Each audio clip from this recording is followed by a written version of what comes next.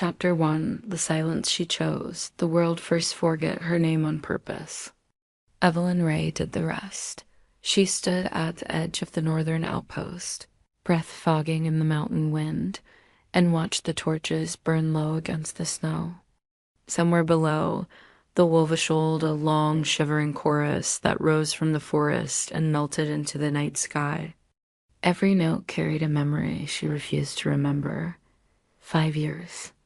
5 winters of pretending the world was made only of light and shadow, never sound.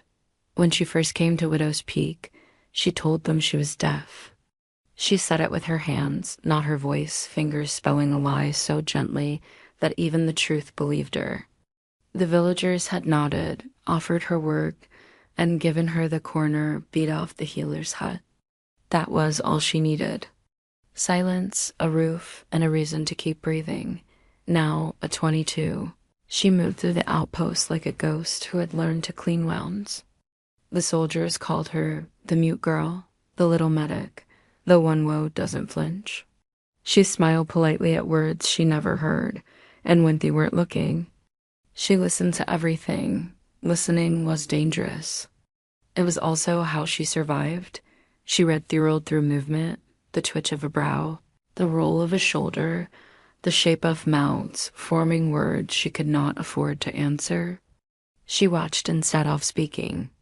She noticed what others missed, a hidden dagger, a trembling hand, the moment pain became fear. In a place built on battle, noticing kept her alive, but tonight something in the air changed. Thuin carried a scent older than her lie iron, pine, and power. The soldiers knew it before she did.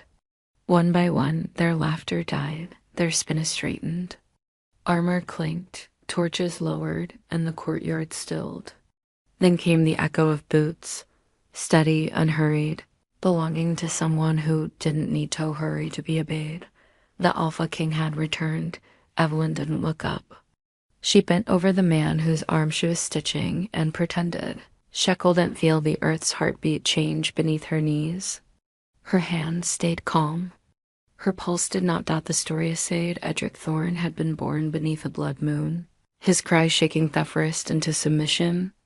They said he conquered the border clans before Hedern 20, that his wolf was larger than any man's shadow and his mercy smaller than any god's. Shek knew all the stories. She had once lived one of them. A shadow fell across her hands.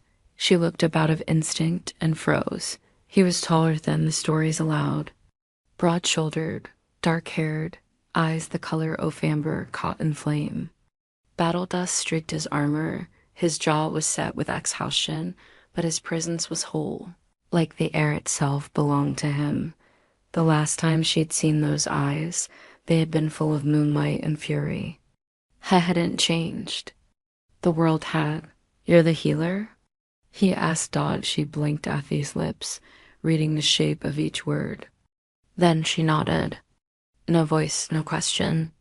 Only movement? Deaf? Hissed, another nod. Something flickered behind his eyes, not pity, not disbelief, but curiosity sharpened into warning. He reached for a wounded soldier's arm and examined the clean line of her stitch. "Efficient," he murmured. "Precise." His gaze lifted again, searching her facius, though the truth might flinch. It didn't. She'd had 5 years of practice. Had straightened, dismissing her with a curt nod. "See that she's given rations and a room near the infirmary," he told his captain. Then to her, "Good work." The words were simple, but they sank into her like stones dropped in still water.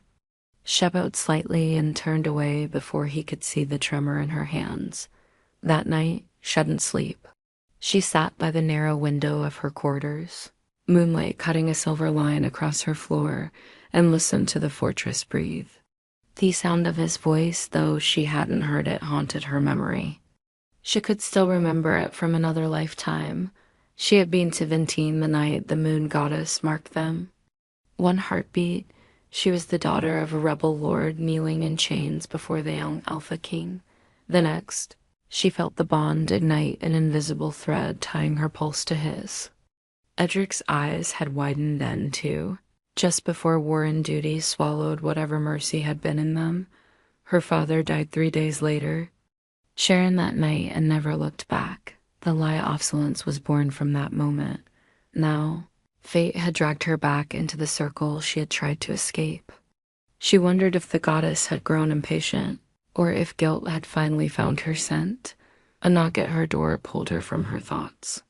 Marta, the older healer who had taken Heron, stood in the threshold with a candle. "They say the king asked your name," Marta whispered. "I told them you don't speak." Evelyn's heart lurched. "He asked her name. Maybe he wants to thank you," Marta said. "Maybe he just noticed good work." But look in her eyes said what neither dared to voice when a king notices a ghost.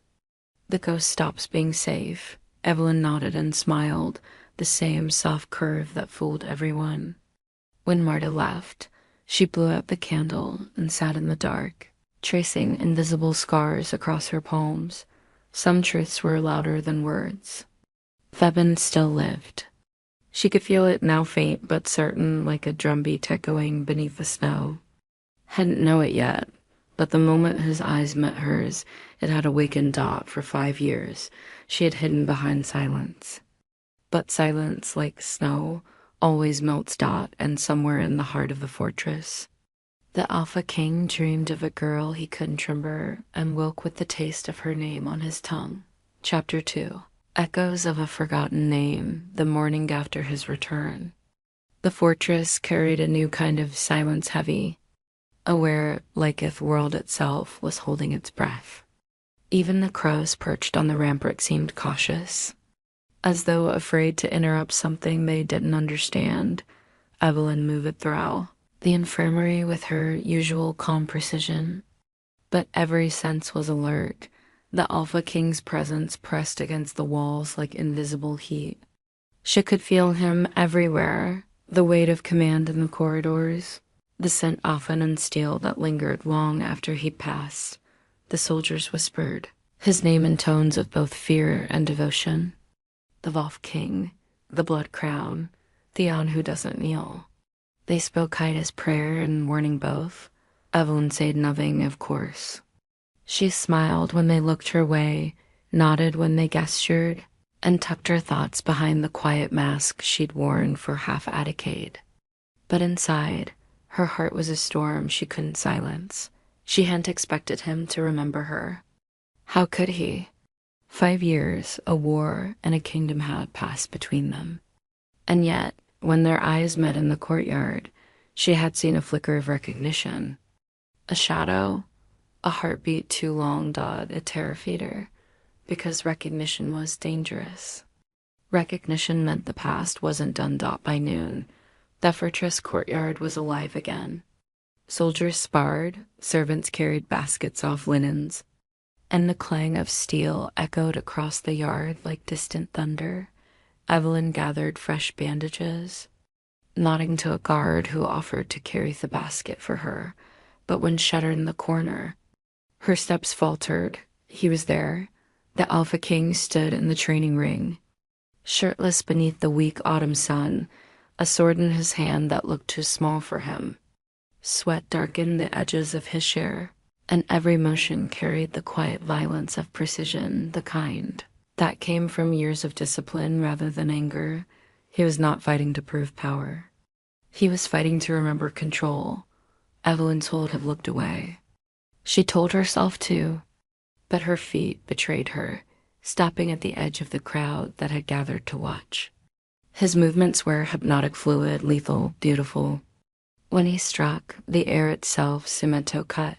Then, as if sensing her gaze, he turned.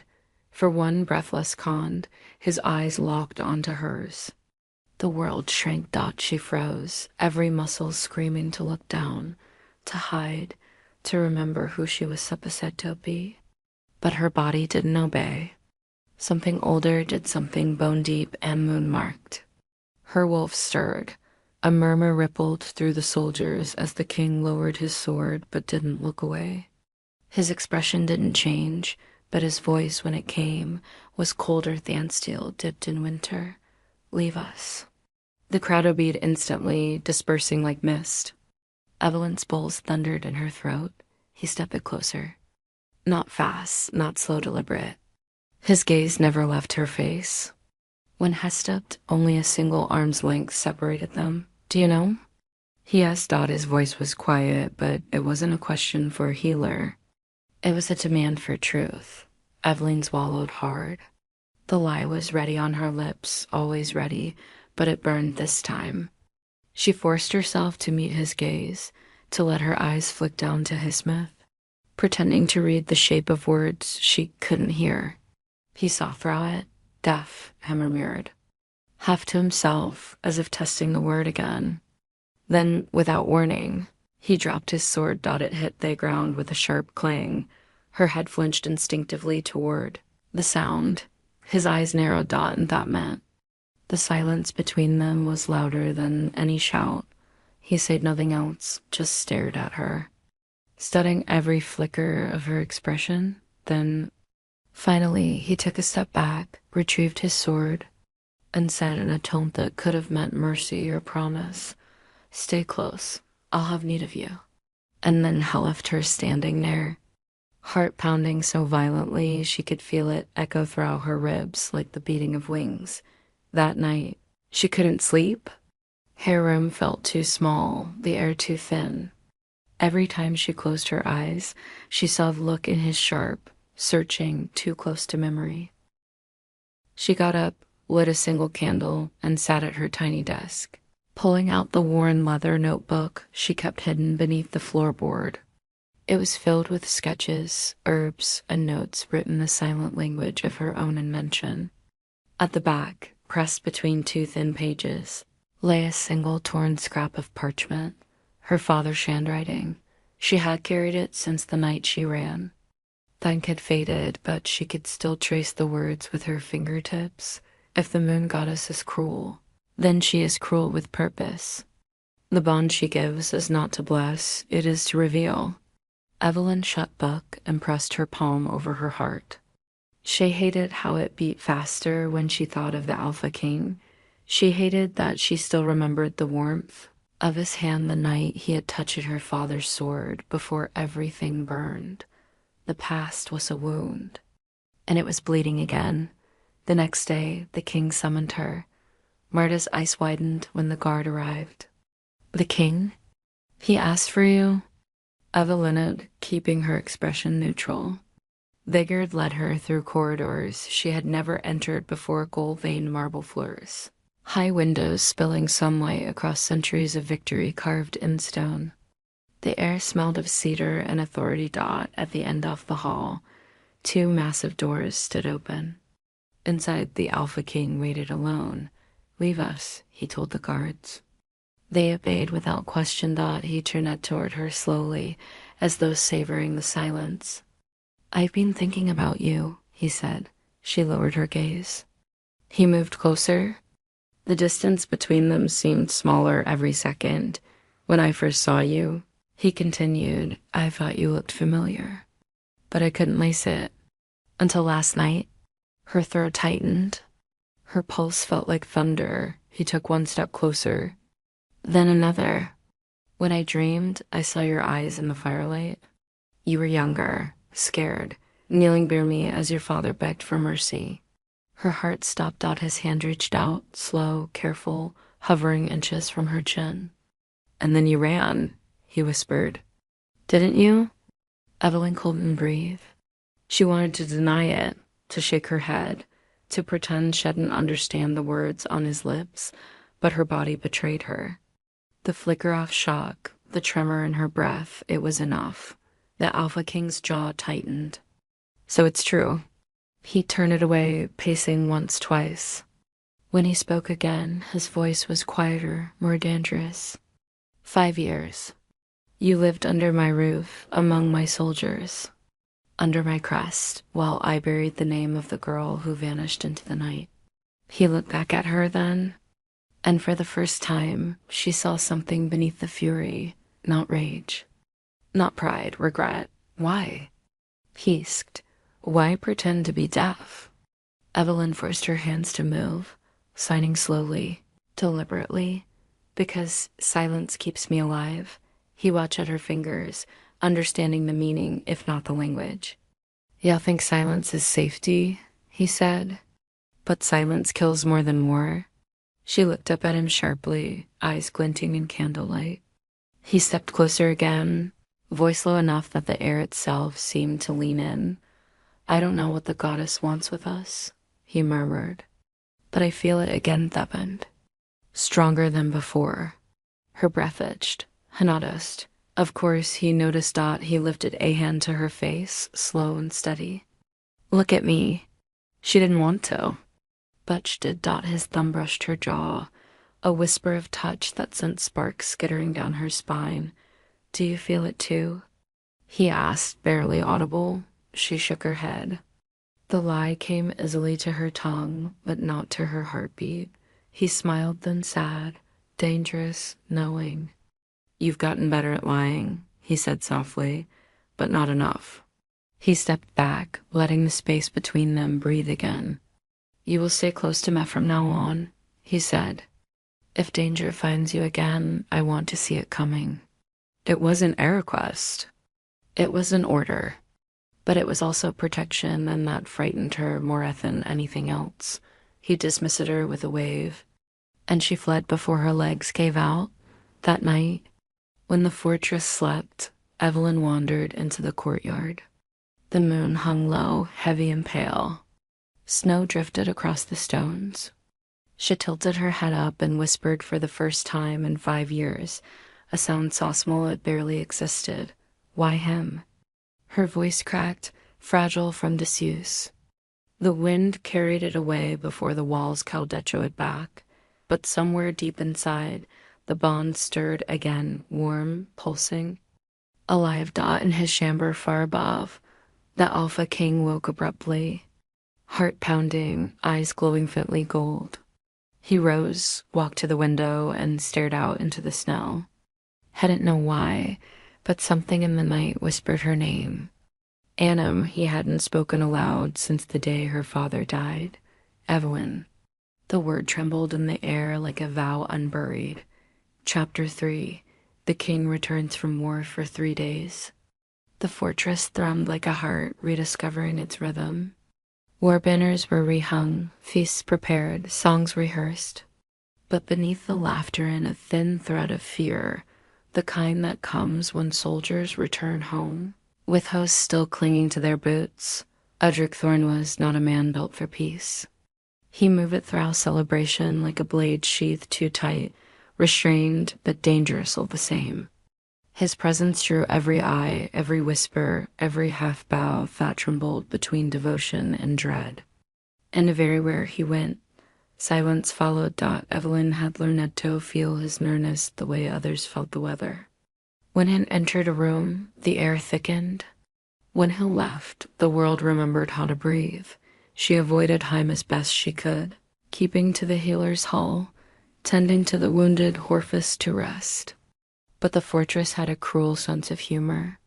No matter how many corridors she chose, their paths seemed to converge like rivers seeking same sea. The feast of victory.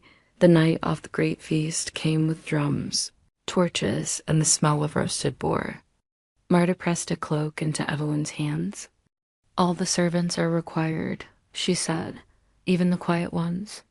Evelyn wanted to protest. She hated crowds. Hated the way too many voices blurred into shapes she couldn't follow, but duty left little room for choice. She wrapped the cloak around her shoulders and followed the line of servants into the grand hall. It was the first time she had seen it since the day her father died. The marble floors still bore faint scorch marks from the siege that ended the rebellion. The same golden banners hung from the rafters, now gleaming in the light of 100 chandeliers. At the far end, on a dais of black stone, the Alpha King sat upon his throne. He looked different here, not the soldier she'd seen in the courtyard, but the ruler she had once feared. Armor polished, crown glinting like a snare of light, expression carved in iron, yet when his eyes drifted across the hall and found her, Something in that mask faltered. Evelyn lowered her gaze instantly, pretending to focus on the goblet she carried. Her heart, however, refused to obey Dot as she moved it through all the tables. She caught fragments of words from the noble's lips. "She's Taylor the king noticed. Thirty one. Nounder he keeps her close, she can't gossip." Laughter rippled. She kept her head down. A goblet tipped, red wine spilling like blood across the white linen. She reached to catch it, but another hand was faster, stronger. When she looked up, Edric was there. Their fingers brushed around the stem of the cup. For a moment, the entire hall blurred away. She felt the bond surge, a pulse of heat beneath her skin, wild and electric, like the echo of a howl caught behind ribs. High size darkened, gold swallowing brown. He released the cup first. "Careful," he said, his voice low enough for only her to see on his lips. "Some stains never wash out."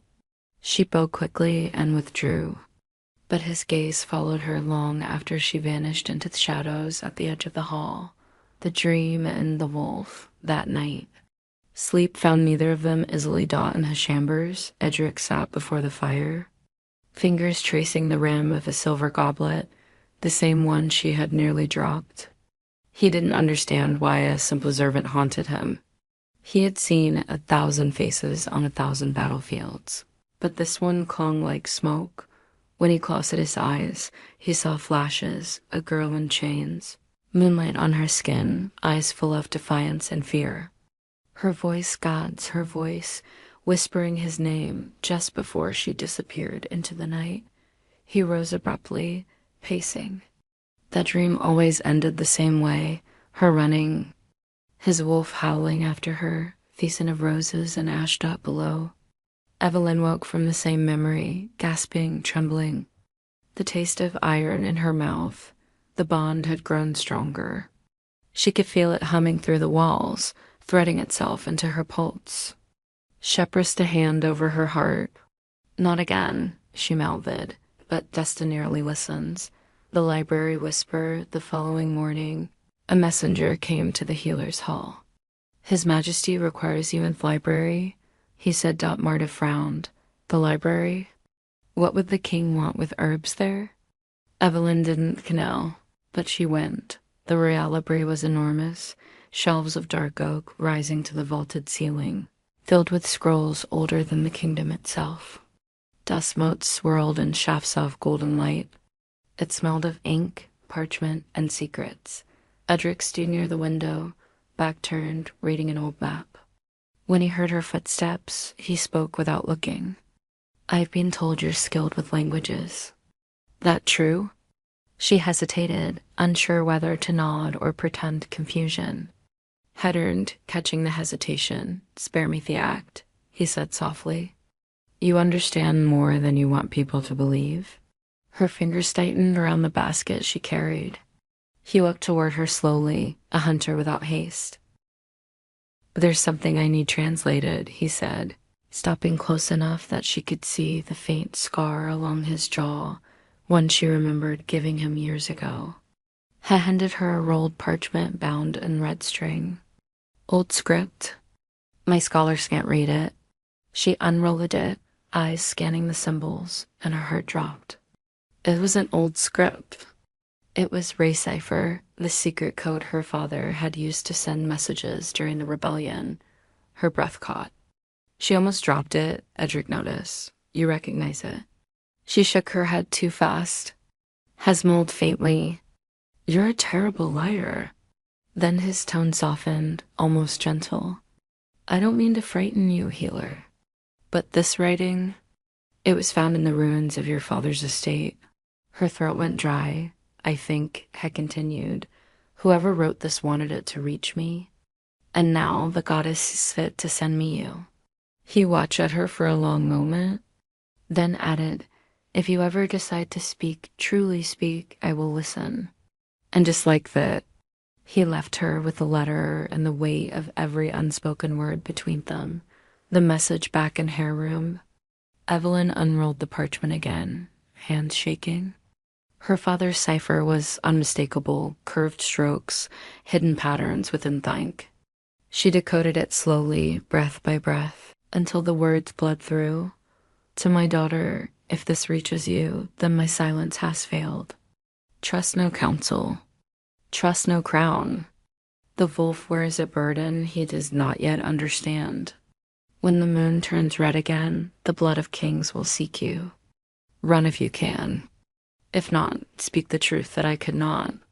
Tears blur out the ink. She burned out the message in the candle flame, watching her father's warning curl into smoke. But the word stayed, echoing behind her ribs. That blood of kings will seek you.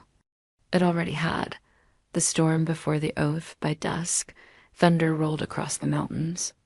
Evelyn stood on the balcony outside her quarters, watching lightning dance along the distant peaks. The air smelled of rain and iron dot behind her. The door opened. She didn't think to turn. She knew a scent now, smoke and pine, and something dangerous enough to be familiar. Y'all shouldn't be out here alone, Edric said. She turned. Lips parted in feigned confusion, but he was already shaking his head. No more pretending. Not with me. He stepped closer until the storm light caught the gold in his eyes.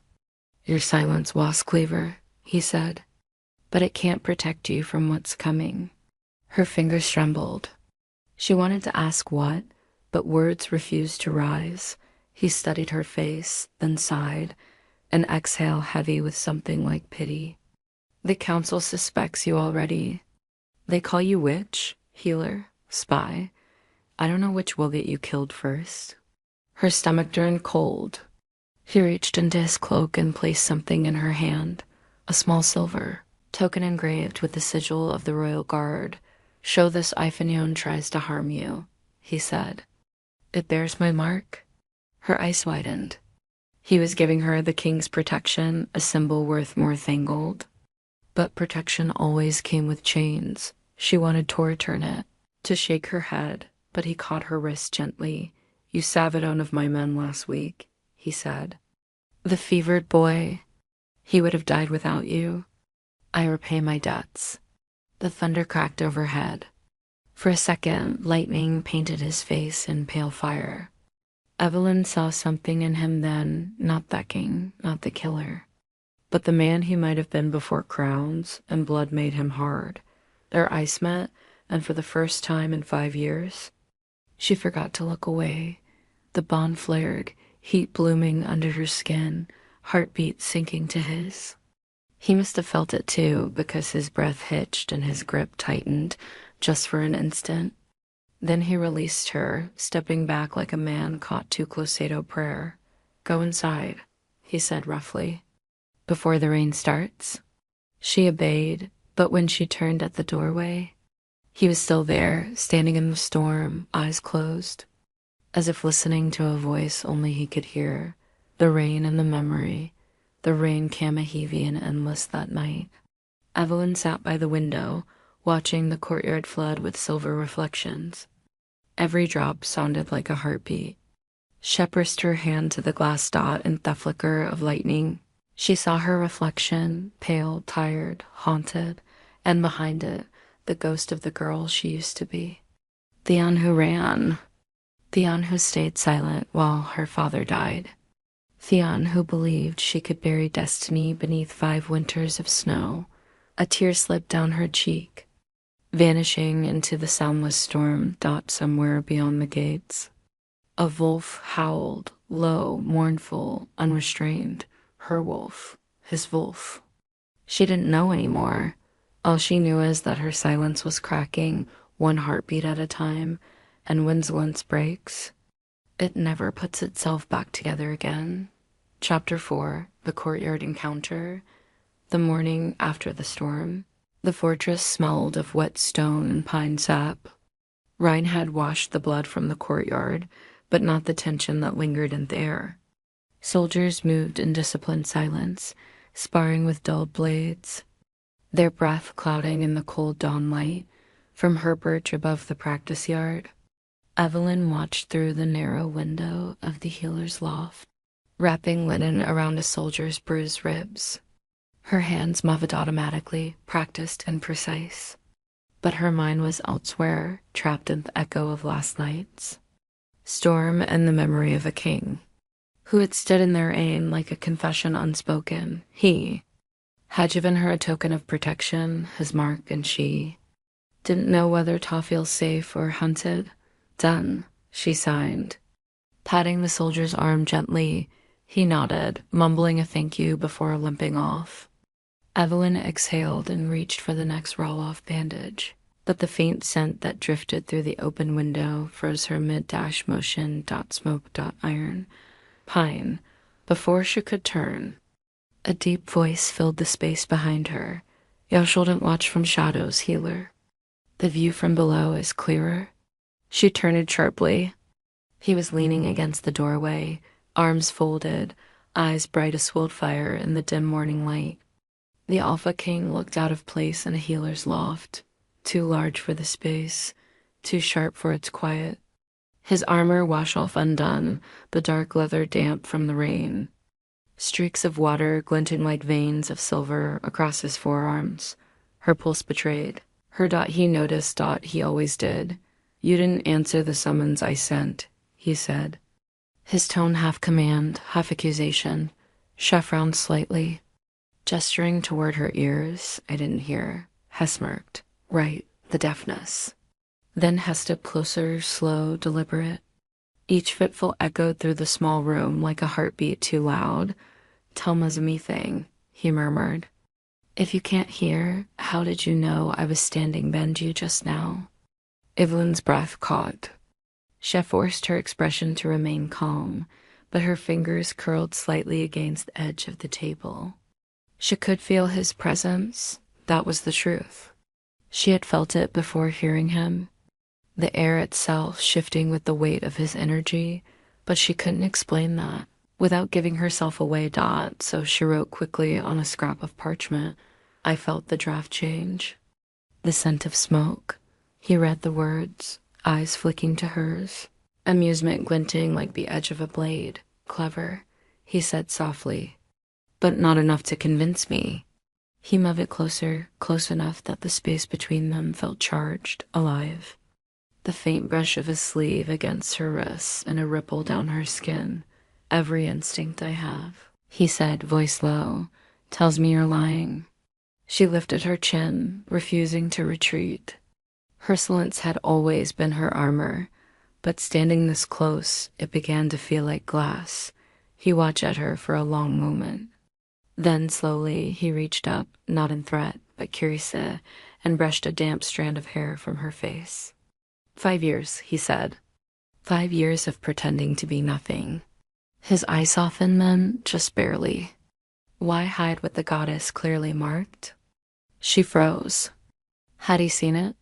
The faint scar behind her ear, the mark of the moon's bond, pale as frost against her skin. No one should have known. She had kept it hidden, always. He must have read the shock in her eyes, because his voice softened further. I remember everything, Evelyn Ray. The name hit her like a blow. Her hands trembled, her heartbeat roaring in her ears. Ha had spoken it aloud, the name she had buried under 5 winters of silence. She stumbled back, shaking her head. Her lips formed the denial. No, you're mistaken. He smiled faintly. Am I? He closed out the distance again, and this time she couldn't retreat. Her back hit the table. His shin came down beside her, trapping her without touch. Thebin pulsed between them, hot and urgent, like fire trapped under skin. You think I could forget the girl who defied me in front of an entire court? He said softly, the one who looked me in the eye as her father swung from the gallows and didn't shed a single tear. Her breath broke, half gasp, half sob. Ha had seen everything. The execution, her silence, the blood moon burning behind the castle walls. You ran from me. He continued, his tone somewhere between anger and awe. And I let you. I told myself it was mercy.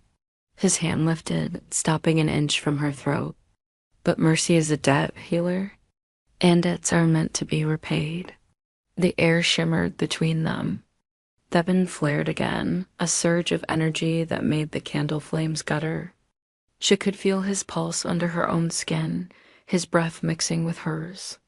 Her wolf clawed at the surface, desperate to respond. But she couldn't speak.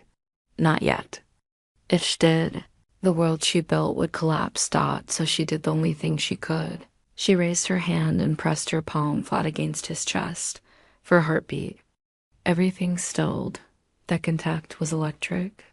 She felt his heart hammer beneath her hand, fast, powerful, unsteady. His breath faltered. His gaze dropped to where her fingers rested against him. It wasn't defiance now. It was something else. Something raw and dangerous. Then she pushed him away. He didn't resist. Instead, he stepped back slowly, eyes searching her face for something neither of them could name. "You always did have fire beneath that quiet," he murmured. "I wondered if it served the snow." He turned, heading for the door. At the threshold, he paused and looked back. "Tomorrow," he said, "you'll accompany me to the southern courtyard at dawn. There's something I need you to see." And then her was gone. Evelyn stood frozen for a long moment after he left. Her knees trembled. Her palms still burned where they had touched him. When she finally looked down, she saw that the parchment on the table had shifted in the wind. The ink she'd used earlier had smeared, forming strange shapes. The bond mark behind her ear throbbed faintly, glowing just enough to illuminate the edge of the table before fading again. The southern courtyard dawn came pale and cold. Mist clung to the ground, and the air smelled of wet leaves. Evelyn arrived early, wrapping her cloak tightly around her shoulders. She didn't know why he had summoned her, only that disobedience wasn't an option anymore. The courtyard was empty at first, rows of stone arches, old statues overgrown with moss, and a single fountain frozen in place. She stood near it, tracing frost on its rim. Then, from the far archway, he appeared. No guards this time. No crown, just the man, the wolf beneath the king. He wore a simple black tunic, a sword strapped across his back. The sight of him in the morning light made something twist in her chest. "You came," he said. She tilted her head slightly, pretending confusion. He smiled. "You're still playing deaf." "I see. Fine. Then listen with your eyes." He walked past her, stopping before one of the ancient statues, a crumbling angle holding a broken spear. "Do you know who this was?" he asked. "She was called Lysandra the Silent, the first Lunar Queen of Thornblood. History says she chose silence as penance for killing her mate." He turned toward her. "But the truth? She stayed silent because no one believed her voice." His gaze sharpened. "Tell me, Evelyn, how long will you let silence protect you before it kills you too?" Her breath came uneven now. He was tearing at her walls, word by word. He took another step closer, lowering his voice. "You can't hide forever. Not from me, not from what binds us." Then, without warning, he lifted her hand, the same hand that had pushed him away, and pressed it against his chest again. The bond ignited. Light shimmered faintly between their skin, invisible to the human eye, but bright as sunrise to those marked by the goddess. His pulse matched hers, beat for beat. For a moment, the world blurred, and she could feel his emotions, flashes of anger, grief, longing, guilt. It overwhelmed her. She pulled her hand back sharply, breaking the link. Her knees buckled, and she stumbled against the fountain's edge. He caught her before she fell. The Dutch steadied her and set her on fire all at once. "Enough." She gasped her first word in 5 years, rasped and fragile, torn from her like blood from a wound. His eyes widened. The sound, barely a whisper, hit him harder than any blade. "Evelyn," he said, her name half prayer, half disbelief. She blinked, realizing too late what she'd done. Her silence, her armor, her shield, shattered in that single syllable. He didn't move, didn't breathe, just stared at her like a man seeing sunlight for the first time. I knew it, he whispered. I knew your voice. She tore away from him, stumbling back toward the archway. Her throat burned, her lungs screamed, but her mind spun with panic. 5 years of safety gone. One word, and everything was undone. Behind her, his voice echoed, deep and raw. You can run again if you want, but this time I'll follow. She didn't look back. That night, she sat in her darkened room, staring at her trembling hands. Her throat still ached from the single word she had spoken. If it sounded like a wound, like freedom, like danger, somewhere outside, the wolves began to howl, not in mourning, but in awakening. The Alpha King stood on the fortress balcony, the cold wind biting his skin. He closed his eyes, letting the sound wash over him, and whispered the truth he could no longer deny. The bond is awake. Chapter 5. The lie begins. To crack snow fell without sound. A flurry of soft knives dissolving against the warm breath of fortress. Morning kindled behind the eastern peaks in blood-pale gold into the courtyard, where men stretched stiff shoulders and women hauled steaming buckets from the kitchens. The world pretended to be ordinary. Evelyn did the same. She ground willow bark until it became a soft brown powder, folded it into parchment wisps, and drew a charcoal wolf's head on each Marta's sign for pain draft light dose. The ink darkened as the room warmed. Her fingers moved with the calm of repetition. Bone knew how to lie if you taught it young. Marta's voice drifted from the hearth. You're early. Evelyn's shoulders rose and fell. She lifted the finished bundle and set it with feathers. Don't look at me like I've asked you to sing. Marta grumbled, though fondness tugged one corner of her mouth. You've been a winter ghost since the feast. Want to tell 'em why? Evelyn shook her head, lips curving in a mock apology. The gesture was old coin between them. It bought peace without change. Marta stabbed out the fire with an iron poker. The king has a way of turning quiet into questions. Watch your step, little hare. Evelyn, because nodding costs less than truth. She slipped into the corridor with her basket, and the habits that had held for 5 years. Walk between torches where the light is soft. Keep to the edges of rooms so no one tries to start a conversation. Smile with your eyes, and the world will forgive you for being difficult to talk to.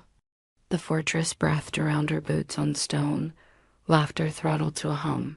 The distant clang of metal becoming something like prayer at the landing above the southern hall. She paused. 2 housemaids stood hip to hip with a pile of napkins between them. Tongues shaping whispers meant to stick. And hell looks at her like that, one said. Cutting the air with a folded square of linen. Like what? Like hell looks at the horizon before he rides. Like he sees something there and can't decide if it's battle or salvation.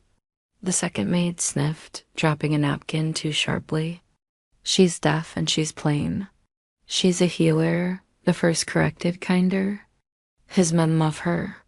She bled herself whiter during the fever. A pause. Linen continued to become order in their hands. I heard Lady Morell asked for a list of everyone who comes and goes from the infirmary. Lady Morell asks for a great many things. The second maid's mouth quirked toward contempt. The goddess gives few. Evelyn moved before they saw her. Names had teeth in other mouths. Rumor could not boned up by mid-morning was in the lower barracks with a satchel and 2 guards, who introduced themselves as the kind of men who were always on a first-name basis with Trouble. They cracked jokes while she strapped a splint around one's broken wrist and painted. Comfrey paced along the bruise, blooming at the other's jaw. She smiled because he flinched in the right rhythm, because her hands stayed steady, because this, at least she knew how to mend. The door banged open. A boy skidded on the threshold, cheeks raw pink from the cold. Healer. His lips shaped the word like he'd brought it from a long way off. Captain says, come quick. The king, everything inside her went still. He took a breath. remembered who she was supposed to be, and resorted to pantomime, a sword whistling, a hand at a temple, a stagger. She could have read the fear without the play. She followed him through 2 courtyards and up the long stairs that ended at the training ring where, yesterday, had become a bruise on her mouth. Men cleared a path without a word. Edric stood near the rail, one hand braced on a post as if it were the only thing left in the world not worth breaking. Ronan Wasteir, which meant the matter was not small. The captain of the guard hovered, a large animal trying to look useful and failing. Between them, the open ring yawned, scuffed and scored with 100 small histories. A dark stain marketh dust at Edric's feet. Shemiel bare a soldier sprawled there, his eyes glassy, jaw clenched hard enough to crack enamel. A gash above his ear leaked thin blood. He'd been struck by a pommel by a fall, by someone who'd misjudged the ferocity of a man just finished with war. Evelyn's hands moved before thought. 2 fingers to the throat, pulse present. 3 to the ribs, breath counting its way back from a precipice. Palm to the scalp, swelling rising around the wound like a new moon. She gestured, water, cloth. They arrived like they had been waiting backstage for their cue. She cleaned the blood, propped the man's head, slid a folded cloak beneath his shoulders to keep his throat open. The soldier's eyes fluttered. She tapped his sternum twice with gentle knuckles and watched him follow the sensation back to a body that hadn't finished with him. Will he live? Edric's mouth formed the question. She lifted her gaze. His face was carved from restraint. Anger poured off him like heat merged over a road. Evelyn nodded. Once relief struck him harder than any blow. He glanced at Ronan. A small shake of the beta's head said, "Not your fault. Not this time." When they carried the man away, Edric didn't move. Only when the ring was empty did he lift his hand, and the captain bluntly quick dismissed the onlookers. Stones wallowed footsteps until only 3 remained. King, wolf, shadow. Woman who had not spoken in 5 winters and had, yesterday, let a single syllable out like a bird that didn't know cages. Edric stepped into the ring. He picked up a wooden practice sword and laid it across his bones as if weighing penance. "You came fast." She made asmal motion with her shoulders. I was asked. His eyes tracked the softness of that movement. Then cut to Ronan. "Clear us." Ronan's gaze flicked to Evelyn, a question threaded with warning. She pretended not to see either and waited until the beta's boots faded into distance. "Again," Edric said. "To your eyes." He droppeth practice sword. It clattered against the rail loud enough to make a flock take. Wing miles away, her head turned a degree before she could begin to stop it. The small off his smiles. "Better liar.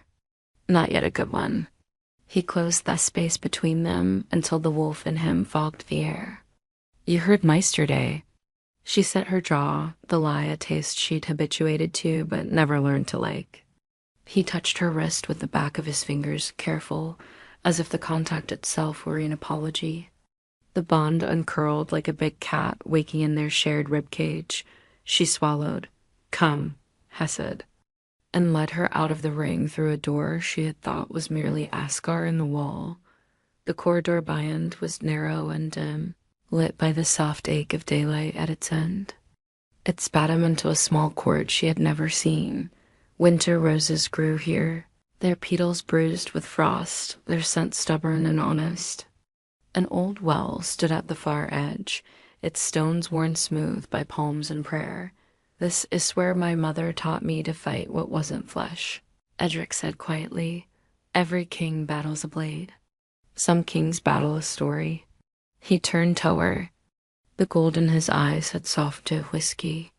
"Mine begins with a girl, Hurin." The rose made the silence smell sweeter than it was.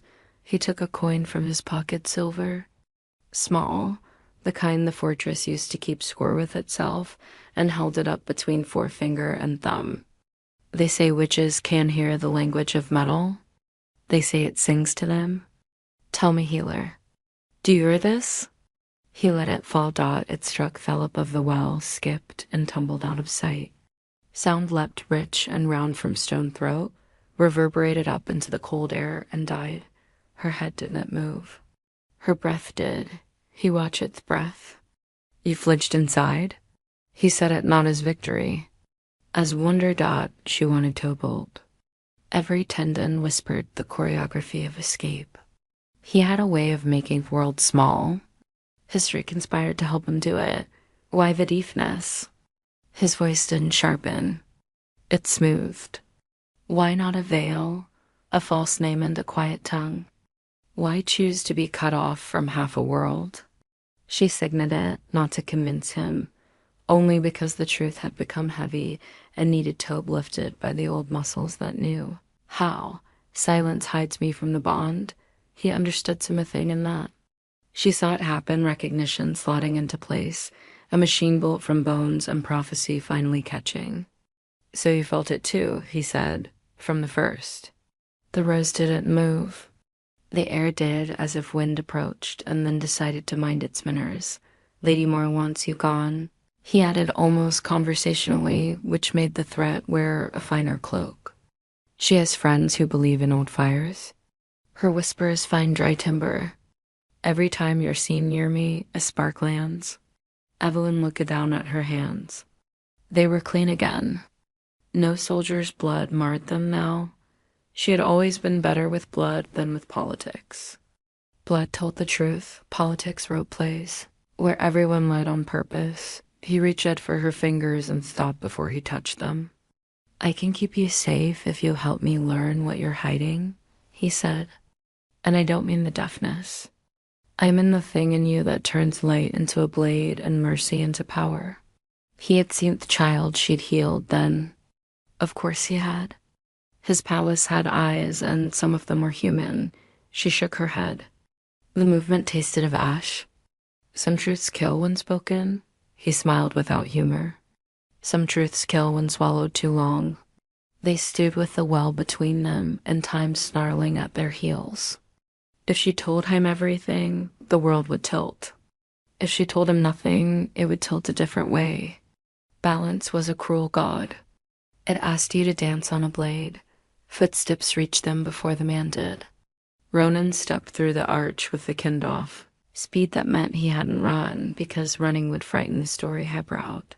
Lady Morel has moved to call a minor council, he said. Breath even, voice without seduction. Word spreads that the healer speaks after all. Servants say they've heard her voice in the corridors. Evelyn's bows lurched. A single syllable, rasped in a courtyard, had found legs and goni door to door in the night. Edric's face dyed an altar. Who carries it? House Thornwood's women, Ronan said. And 3 men who prefer the old King Sharshir laws. I've moved our pieces. It may not be enough. Edric glanced at Evelyn. Then we give them different drama, he said. Something true, if not the whole of it. No, she signed at once. His head tilted. She forced the rest through her fingers. Not yet. He studied her knuckles, the whiteness where her grip had tightened into ache. Then Beale swear, he decided. The council meets at second bell. Marta needs you in the infirmary because I say she does. Ronan's gaze flicked again to Evelyn. He was very good at making concern look like disinterest. And after, my king? After, Edric said, we begin teaching wolves to listen. He left them in the roses. Ronan lingered. You're brave, he said without admiration and without disdain. And that makes men stupid, which is useful until it isn't. I served your father because his bravery didn't need an audience. Learn from it. She lifted her hands. Will the council devour him? He shrugged, but the gesture was a tired man's shiver. Councils rarely eat with their own teeth. They use someone else's. He departed. She watched the hole the coin had fallen through until imagination fetched up its silver at the bottom. Small moon caught in a throat of stone. She did not retrieve it. Some questions prefer their depths. The infirmary called her back to tasks that didn't care who wore a crown, burns to salve, Stitches to remove. A cook whose thumb had lost an argument with a cleaver, and a boy who had swallowed a nail on a dare and now looked at the world with chastened awe. Marta gave orders like blessings and swore like medicine. Thowert cracked its knuckles and moved along when Theskin bell tolled. Its bronze song climbed the walls and wrapped them in rhythm. Evelyn didn't go toward it. She leaned over a basin, washing blood into a pink ghost, then dried her hands and pulled fresh linen from the shelf. Herpety remembered how to belong here when her mind did not dot the durapend. A slim woman in a slate cloak stepped through, hair black as a threat, eyes the color of winter glass. She didn't look at the beds. She didn't look at Marta. She walked as if the room were a book she had already read twice and disliked both times. Evie Gray, she said too loud for a place where pain tried to sleep. Marta drew herself up to full height, which was not impressive until you saw the hands that had held men together. This is a healing hall, Lady Morel. If your tongue needs mending, I can find a gentler thread. A small smile curved the noble woman's mouth. I prefer my threads to cut. Her gaze slid to Evelyn and stuck. You have a talent for appearing when our king requires a miracle, she said softly. Such luck offends the gods. Evelyn tilted her head like a bird hearing something under soil. I've called a council, Morel continued, so that light might fall where shadows have begun to breed. There will be questions. You will not be harmed if you are what Yucklam. She reached into her cloak and let a small object drop onto the nearest table. It rang bright, sharp, and delicate in the quiet. A silver coin worn thin by wishing. Evelyn didn't flinch. Not this time. Lady Morel's smile became genuine. It was not an improvement. Very well, she purred. Anne left with the ease of someone confident the floor would keep carrying her. No matter how far she walked, Marta exhaled like a bellows spent. I don't like her. Evelyn touched the coin, then withdrew her hand as if he had licked it. Nor do you, Marta observed.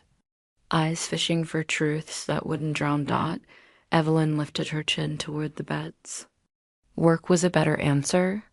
Work didn't ask for blood you couldn't spare. The afternoon stretched thin. Edric did not send for her. Ronan did not reappear. The fortress kept its voice low, like a house with a patient in its care.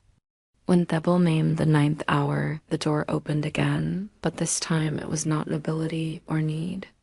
It was a single guard with a soft face who had been a boy when she first came north. Message, his mouth said.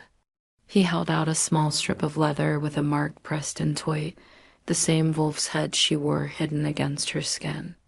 On the strip, 4 words had been cut with a careful knife. Tonight, East Gardens. Alone Dot, she didn't ask which hand had written orders into a thing that couldn't burn. She slipped it into the seam of her sleeve, finished binding the cook's stubborn thumb, and went to stand by the window where twilight rubbed the world's ed simpler. The East Gardens lay under the fortress like a thought the stone kept having. Frost-silvered thorn and trellis. The fountain held a skin of ice that tried to pretend it was stronger than it was. Evelyn walked the path a servant would take if she wanted not to be remarked upon. She did not hurry. Haste makes the night nosy. He was there before her, which meant his impatience had outrun his pride. The moon should not make a king look young. It did. I thought you wouldn't come, he said. Words carving steam into the cold. She lifted a hand. A small apology to the air for existing inside it. The council snarled and went to sleep. He went on. Ronan fed them other meat. It won't hold. They want a trial. They want a confession. Her pulse climbed a rung. And you? Her hands asked. His mouth softened. I want the truth you can give without dying. She looked past him to the fountain, where a curl of ice had broken and the water beneath breathed like a lung. Silence pressed at her throat, asking for old rent. I read your father's confession the night you arrived, Edric said quietly. It took me till yesterday to believe it wasn't written by a ghost who hated me. She turned it back to him. The name was a blade between them. "I killed a good man," he said, not with drama, only with accuracy. "I did it young and certain. Certainty is a drug. It makes mercy look like weakness and questions feel like treason. If the goddess put you in my path to punish me, she's chosen a softer whip than I deserve." She breathed. "The world didn't break. I can't protect you from them," he added. "I can't protect you from me if you keep bleeding. The wolf in me doesn't let go of prey. Perhaps that is why we keep losing gods." It wasn't quite a smile that rose in her mouth. It was a warmth that remembered how to happen. She touched 2 fingers to her throat and then to her lips. A promise, not an apology. A promise anyway. His ice raked her hands as if her fingers had turned into oracles. "Tomorrow," he said in an inhale, "we start with smaller truths." He stepped back. The bond tugged, petulant as a tethered thing. She tasted its impatience and its joy. She hated both. She cherished both. When shuddered to go, he stopped her with 2 syllables, so soft they shouldn't have made the air move at all. "Be careful." The east gate spat her into a corridor colder than the night, darker than doubt. She moved through it with the confidence of someone who had built part of its shadow by hand. And still halfway to the infirmary, she paused. Someone waste there. The kind of there that wore patience instead of cloak. "Little healer," a voice said, amused and almost sad. Not Edric, not Ronan. A third note, unfamiliar and already too intimate. "Your steps sound like prayers." She didn't turn. She didn't need to. The smell came first, crushed mint, old paper. Askler's perfume hidden in a predator's pocket. She resumed walking. He didn't follow. Some men enjoyed only the reminder that they could. When she reached her door, she slid the bolt and leaned her spine against wood, as if it would do more than keep out weather. The moon found her cheek through the small window and held there. Her throat ached where a syllable had ripped its way out yesterday. It would ache worse tomorrow. She lay down without undressing, one palm over the token he'd given her, the other over Theblis in her chest, where the bond slept like a lion with its eye cracked open, somewhere far away. Water found the coin at the bottom of the well. It kissed it once, like blissing, and moved on. Morning would come with Tess. She could feel the shape of them already, like wolves waiting under trees. She had run for 5 years and learned this simple fact. Tess always find the runner. This time, she would stand. Chapter 6. The wolves test. The fortress did not sleep that night. Rumor prowled its corridors and bare feet, whispering to candles, scratching beneath locked doors. Bimmering. Every servant knew the tale. That a healer who spoke. Evelyn felt it before she heard it. A shift in how the soldiers looked at her. An extrabiat of silence after her name. The ear itself seemed to listen. When she reached the infirmary, Marta already knew.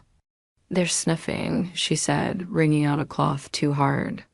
When wolves smell a lie, they don't ask whose scent it is. They tear the world until it stops bleeding. Evelyn's hands trembled as she tied her apron. Marta got the motion, but said nothing more. Some fears didn't need translation. The summons at midday, Apage appeared, small, nervous, eyes too big for his face. He held a folded scrap sealed with black wax, the royal crest. Evelyn's breath hitched. She didn't open it. She didn't have to. The wax alone was command enough. When she entered the great hall, the world was waiting. Edric stood at the far end beside the shattered window that had never been repaired, a scar of wind and light cutting through stone. Ronan waited behind him, posture rigid. Lady Morale lingered near the throne, where Inga's smile that belonged to a knife. The guard's aft door closed it after her with a sound that echoed like judgment. Edric turned. "Healer?" His voice was unreadable, smooth, deep, and laced with something colder than anger. Curiosity sharpened into weapon. He descended the steps slowly, every footfall deliberate. "You've been busy making the court talk," Hesed. That's a difficult trick for a woman who cannot hear. She kept Tarkus down, her body a mask of humility. He circled her once, wolf to prey, never touching. They say you heard me drop a coin yesterday. They say you turned your head toward a sound you shouldn't know existed. They say, she spoke. Lady Morel interrupted, savoring the word. In the courtyard. Evelyn just tightened. Edric didn't look at Morel. They say, he repeated softly, that you spoke. He stopped in front of her. Look at me. She obeyed. Slowly, carefully. His eyes were gold again, not the color of warmth, but of a predator deciding whether hunger was worth the risk of the trap. Perhaps, Hesed, the goddess will settle the matter herself. He gestured toward the training ring. Walk with me. The ring of truth, the training yard, was empty. Snow covered the sand in a thin sheet, turning bloodstains into ghosts. Evelyn stood at the center while Edric circled her, boots crunching softly. Rona remained by the gate, expression carved from granite. Morel lingered outside of bars, hands clasped, her smile patient as poison. Edric spoke without raising his voice. When I was a boy, my mother taught me the truth of the bond. She said it was not love. It was recognition, the soul remembering itself in another. Sometimes that, Marie, is mercy. Sometimes it's war. He drew a dagger from his belt and let it drop. If it was snow with a muted thud, Evelyn didn't move. Good. Hammer mirrored. Again. He snapped at his fingers behind her ear, sharp, sudden. Her body betrayed her. A flinch, small but fatal. Ronan's jaw tightened. Lady Morel's smile widened. Edric's tone stayed almost gentle. Perhaps that was instinct, he said. Let's see what else your instincts remember. He reached out for a wooden training sword, swung it once, twice. The air sang with the movement. On the third swing, he brought it down hard against a post. The crack exploded through the courtyard. Evelyn's hands flew to her ears. The world stopped breathing. Edric's single quotes as gaze darkened. Morel's voice was sugar poison. Your Majesty, the witch reveals herself. Silence. His snarl cut her words to ribbons. He turned it back to Evelyn. So you can hear. Her pulse hammered. The lie was ash now, impossible to swallow. She dropped to her knees, not from fear, from exhaustion. The weight of pretending had finally crushed the bones that carried it. For 5 years she had lied to live. Now she would live because she had lied. She raised her head slowly, meeting his gaze. The cold burned her lungs when she drew breath. Yes, she whispered. The word slipped through the air like a blade unsheathed. The bond unleashed, the snow stirred. The air shimmered. Somewhere deep inside the fortress, a wolf howled, low, wild, claiming. Light burst from beneath her skin, thin veins of silver tracing the shape of the mark behind her ear. The same light flared beneath his collarbone, glowing through leather and flesh. The bond, dormant for 5 years, awoke. Ronan swore softly under his breath. Lady Morel stumbled back, eyes wide. Goddess above. Edric didn't move. The glow from his mark pulsed in rhythm with hers, heartbeat for heartbeat. When he spoke again, his voice was no longer the king's. It was the wolf's. You ran from. Evelyn's throat ached. You killed my father. I spared you. You spared a witness. The words cracked like thunder. The bond flared brighter, burning the frost from the air. He stepped closer. She didn't retreat. The bond doesn't lie, he said. You belong to me. No, she whispered, tears freezing on her lashes. The bond belongs to the goddess. She made it. She can break it. He seized hers. Power surged between them, raw, untrained, electric. Snow melted in a circle around their feet. For one heartbeat, she saw what he felt: rage, guilt, longing, confusion, and beneath it all, the ache of a man who had forgotten how to forgive himself. She tore her hand free. If you want truth, she said, voice shaking but steady, Then hear it. I pretended to be deaf because the world doesn't hurt what it thinks can't hear it. Something inside him broke. He turned it away, staring at the shattered post where his sword had struck. Then you chose the wrong world, he said quietly. He strode tough gait. Ronan, dismiss the lady. Morel protested, words sharp as ice. Edric's growl ended them. Out. She left, her silence louder than speech. Aftermath, only the three of them remained. Evelyn still knelt, the light fading from her mark, leaving her skin cold and pale. Ronan approached carefully, as one might approach a sleeping god. What now? Hissed. Edric didn't answer at first. He ran a gloved hand through his hair, breath steaming and theckled. Finally hissed. Now we find out who taught her to hide from a bond. Ronan hesitated. And if she taught herself, then just stronger than any witch they fear? He looked back at her. You will stay under guard until I decide what to do with you? Evelyn rose slowly, her legs unsteady. Then decide quickly, she whispered, because the council won't wait. His eyes met hers, fire and storm colliding. Let them come. He turned and walked away. Ronan followed, throwing her a look that was half apology, half warning. When the gate closed, she was alone in the courtyard. The wind hissed through the broken window above, scattering snow across the melted circle where she'd stood. She pressed a hand to her throat, feeling the echo of her own voice, strange, fragile, alive. It had taken everything from her to speak once. It would take everything again to serve what came next. The watcher. That night, she dreamt of her father's voice. Not the way he sounded before the gallows, but the way he did when he taught her how to read the stars. The goddess does not speak to men, he'd said. She whispers to women who remember her silence. When she awoke, her window was open, snow dusting the sill. A silver coin lay on her table, the same coin Lady Morel had dropped in the infirmary. Only now, a message was carved into its face. One voice can end a king. Her blood ran cold. She crossed their room, closed the shutters, and pressed her back against the wall. The fortress felt suddenly alive, breathing, listening, plotting. The council wouldn't wait, and neither would destiny.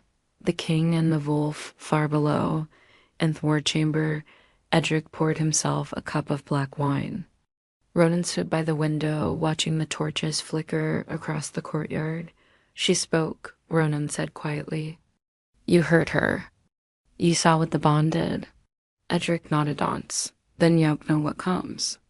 The council will call for trial by moon. I won't hallow it. You may not have a choice. Edric's hand straightened around the cup until the metal bent. She was 17 when she ran. 5 years of silence. 5 years of fear. And still she came back into Thailand's den. Ronan's eyes flicked toward him. And you want to believe that means fate? It means something, Edric said. I just don't know if it's salvation or punishment. He set the cup down and looked toward the northern windows, where the storm clouds gathered like a prophecy. Tomorrow, he said, we test the bond. Ronan frowned. How? The werewolves test everything, Edric replied. By fire. Evelyn didn't sleep again that night. She sat on her bed, candle guttering low, the silver coin turning between her fingers. Somewhere below her chamber, the Alpha King walked the corridors alone, listening to the ghosts that carried her name, and for the first time in years, both prayed to the same goddess, not for forgiveness, but for time. Chapter 7, the witch's accusation dawn found the fortress counting its own heartbeat. Snow had crested into a thin, brittle glaze. The sky wore the pale blue of a blade dipped in water. Somewhere, a raven scolded the morning, and the morning scolded nothing back. Marta pressed a steaming mug into Evelyn's hands. Drink, she said.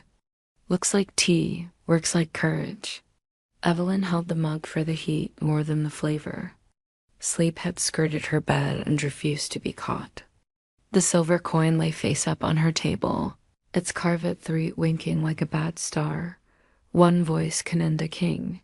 "It isn't your voix they fear," Marta muttered, noticing the coin. "It's that you still have it." The bell called the first hour. The day stood up from its knees, and with it, the court.word arrived before breakfast clothed itself.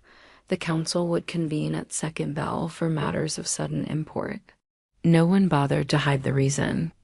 In kitchens and wardrooms and laundry alcoves where steam soughed the air, a single word boiled up again and again, which Marta tightened the ties of Evelyn's apron, hands brisk to disguise shaking.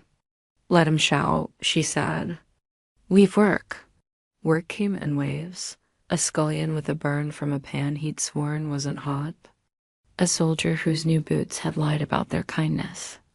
A seamstress who'd greeted her needle like an enemy and lost. The small aches of a great house tried to make a fortress of bone dot at second bell. The door opened.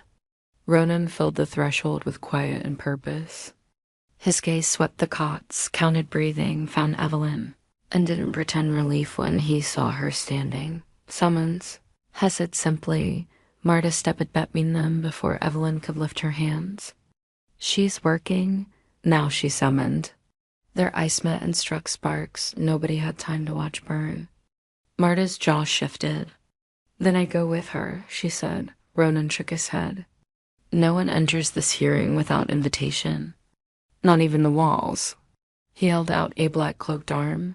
Evelyn touched Marta's sleeve, the old sign that said "I'll return." Even if it didn't count to keep its promise, and went.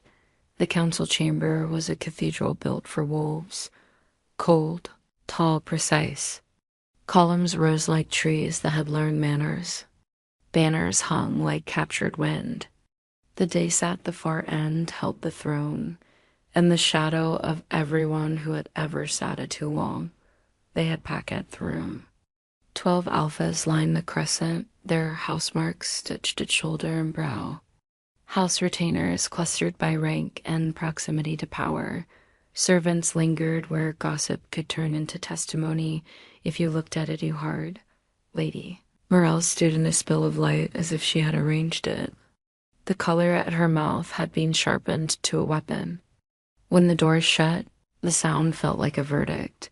Edric stepped onto the dais with the economy of a man who no longer owed the world an explanation for his presence. He wore no crown. He did not need one. Ronan took his place at the king's shoulder, all angles and oath. "Speak," Edric said. The word rolled through marble and spine. The High Chancellor, a narrow column of a man with parchment where other people kept Thumer, lifted the ivory staff. "This council meets on the petition of Lady Morel of House Thornwood," he intoned. "She alleges witchcraft, deception, and bewitching of the crown by the healer known as Evie Gray." A rustle of breath. A tightening of shoulders. Wolves pretending to be reasonable. Lady Morel stepped forward, palms open in the pantomime of piety. "Your Majesty," she said, voice honeyed and hard, "I bring accusation not as enemy, but as servant. There is a corruption in these halls. The goddess sends omens to those who will see them." She turned, the sweep of her cloak a study in stagecraft. "This woman, this healer, pretends at affliction to curry sympathy and hide sorcery. She has been seen to hear what she should not, to turn from a sound she claims cannot touch her, to heal with light and not with hand." Ronan's mouth made no shape at all. Edric's eyes did not blink. Morel let Silence collect like coin, then spent it. "I call witnesses," she said. They lined up where duty and fear had told them to. A kitchen boy stammered through the talief, a goblet falling, and the healer's head turning. A maid described a whisper in them and the way the air had changed when it was spoken. A stable hand swore Toa. Night he'd seen silver under the healer's skin as a child's fever felt like a curse undone. None do trait. None told the whole of truth. Truth rarely survives a stage. When she had stacked the kindling high, Lady Morel lifted the torch. "Consider the king's mark," she said, turning to Edric with theatrical sorrow. See how it flares when she is near? There's old magic at work, the kind that takes kingdoms down to a bone. A murmur rippled, sudden as geese startled into air. The High Chancellor looked to the dais. Your Majesty? Edric descended a single step, the floor acknowledging his weight. You bring accusations, he said to Morel. Where is your evidence? She spread her hands to the room. It stands before you. The goddess is not a chorus of frightened servants, he replied, almost bored. She speaks betrayal. She speaks by ordeal. And she spoke once already. A flicker crossed Morel's face. The labyrinth. He was counting it in her column. Share covered quickly. The trial of shadows tests the soul, she said. It doesn't expose the craft that rides it. And what craft rides yours? Ronan asked pleasantly. Laughter cut the tension like a baker's string. It died when Morel looked at Edric again and had not bothered to beautify her fury. I ask for the trial by moon, she said. Let the goddess judge under her own light. Let the healer stand before the court and call down the blessing she claims. If she burns, we are spared. If she stands, we are warned. The room leaned forward. Trial by moon was older than kings. The accused went to the lunar stone before the company of fools. A cup was poured at blessing or a poison, depending on what the goddess decided and what men arranged. The innocent claimed the cup and lived. The guilty grasped it and died. It made murder look like faith. Edric's jaw flexed. He held the chamber the way a storm holds a plane. No, the words slid into the hall and froze there. Morel didn't blink. Then you protect a witch. Ronan's hand moved, a small, almost idle shift that rebalanced the room around it. He protects his right to decide when and how wolves are fed tonight. Wolves? Morel's eyebrow climbed. Is that what she is? Edric descended another step. The light caught the scar through his brow. The linnet had made cruelty look like history instead of taste. His voice went softer. It traveled farther. You grew up with stories, he said to the room. So did I, in yours, witches come to doors and leave plague behind. In mine, men come to doors and leave justice behind. The difference is largely costume, he turned to Morel.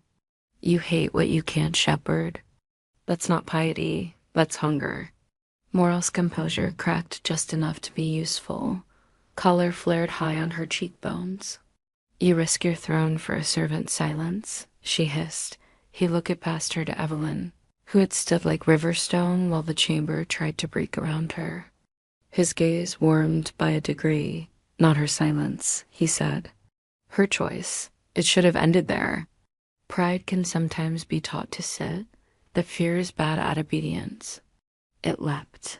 A lord from the western marshes, a man whose beard did most of his talking, rose. The king speaks of choice while a curse blooms on his chest, he said, pointing not at Edric but at fate. We all saw it flare when she stood in the yard.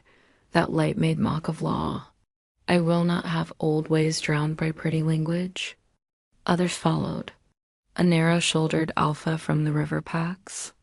A woman with hair like a hawk's wing, whose clan had been at war with Evelyn's blood long before either of them had been born. The room took sides the way ice cracks, sudden, inevitable, loud. The High Chancellor struck the staff. Order.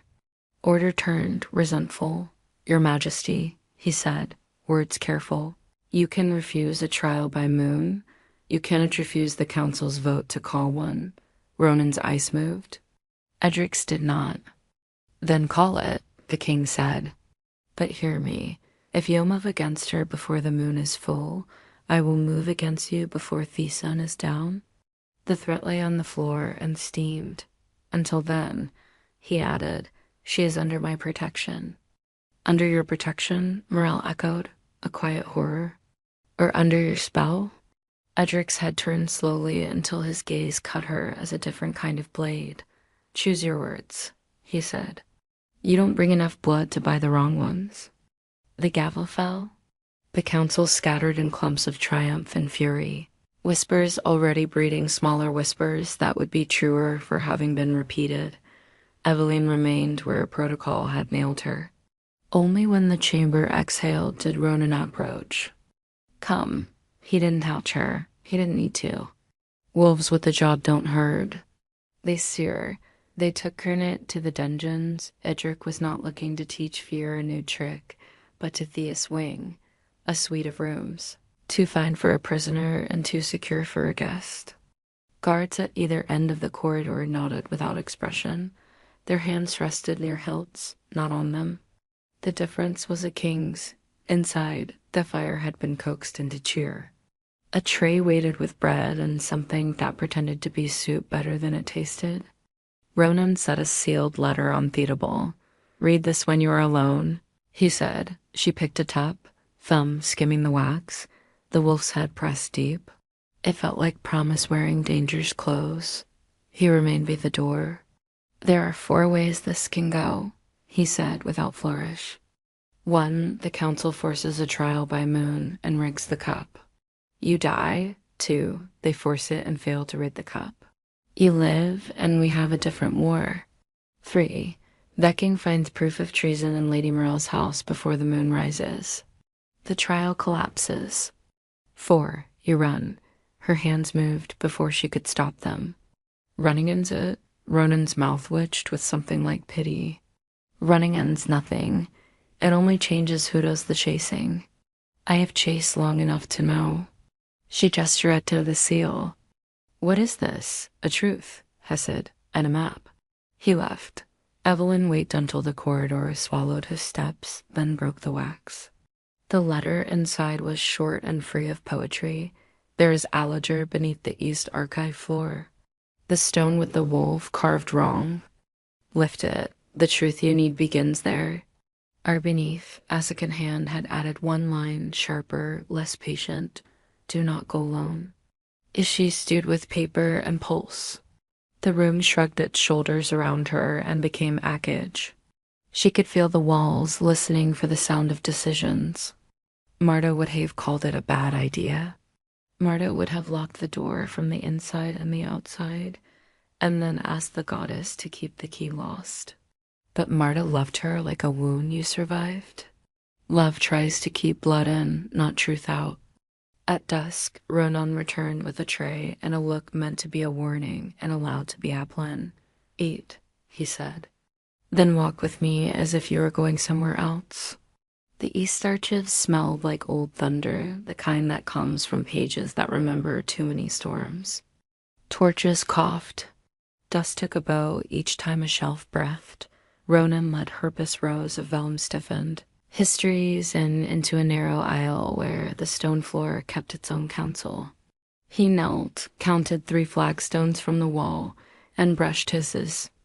Palm across a carven wolf whose ear curled inward instead of out. He slid Athen blade between stones and pride.